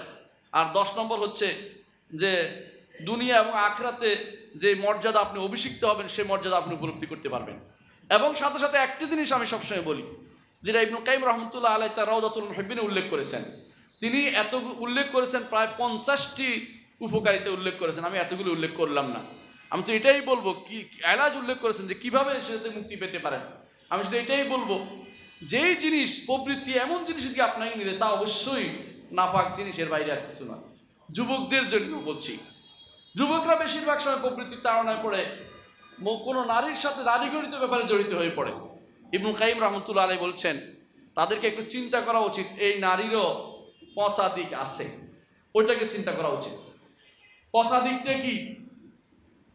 কিছুদিন হয়তো তার ভালো লাগবে, পরবর্তীতে সে খারাপ পথে পরিচালিত, দেখবে যে এটা কিছুই না। এই জন্য বেশিরভাগ পরিণতি, এই সমস্ত সম্পর্কের পরিণতি খুব খারাপই হয়ে যায়। যুবকরা এই জন্য চিন্তা করতে হবে যে আল্লাহর কাছে আমার জন্য উত্তম জিনিস রাখা আছে। রাসূলুল্লাহ সাল্লাল্লাহু আলাইহি ওয়াসাল্লাম বলেছেন, কেউ যদি আল্লাহর জন্য কোনো কিছু ত্যাগ করে, আওয়াদাহুল্লাহু মা হুয়া খায়রুম মিনহু, আল্লাহ তাআলা তার থেকে উত্তম জিনিস তাকে দিবেন। একটা হুরিয়া যদি আপনি পান জান্নাতে, হে যুবক, আপনার দুনিয়া আনন্দ, আপনার আখিরাতের আনন্দ আর কে দেখে? তাহলে আপনি কেন অন্যায় পথে পরিচালিত হবেন? নিজেকে কেন অপমানিত করবেন? নিজের সম্মানকে কেন ভুলুণ্ঠিত করবেন? আপনার দায়িত্ব হবে নিজের সম্মান, আত্মসম্মান, মর্যাদা বজায় রাখা, অন্যায় পথ থেকে দূরে সরে আসা, দ্বিতীয়বার না তাকানো, দ্বিতীয়বার কথা না বলা, দ্বিতীয়বার ফোনের জবাব না দেয়া। আল্লাহ আমাদেরকে সঠিকভাবে বুঝার তৌফিক দান করুন। আসসালামু আলাইকুম রহমতুল্লাহি ওয়া বারাকাতুহু।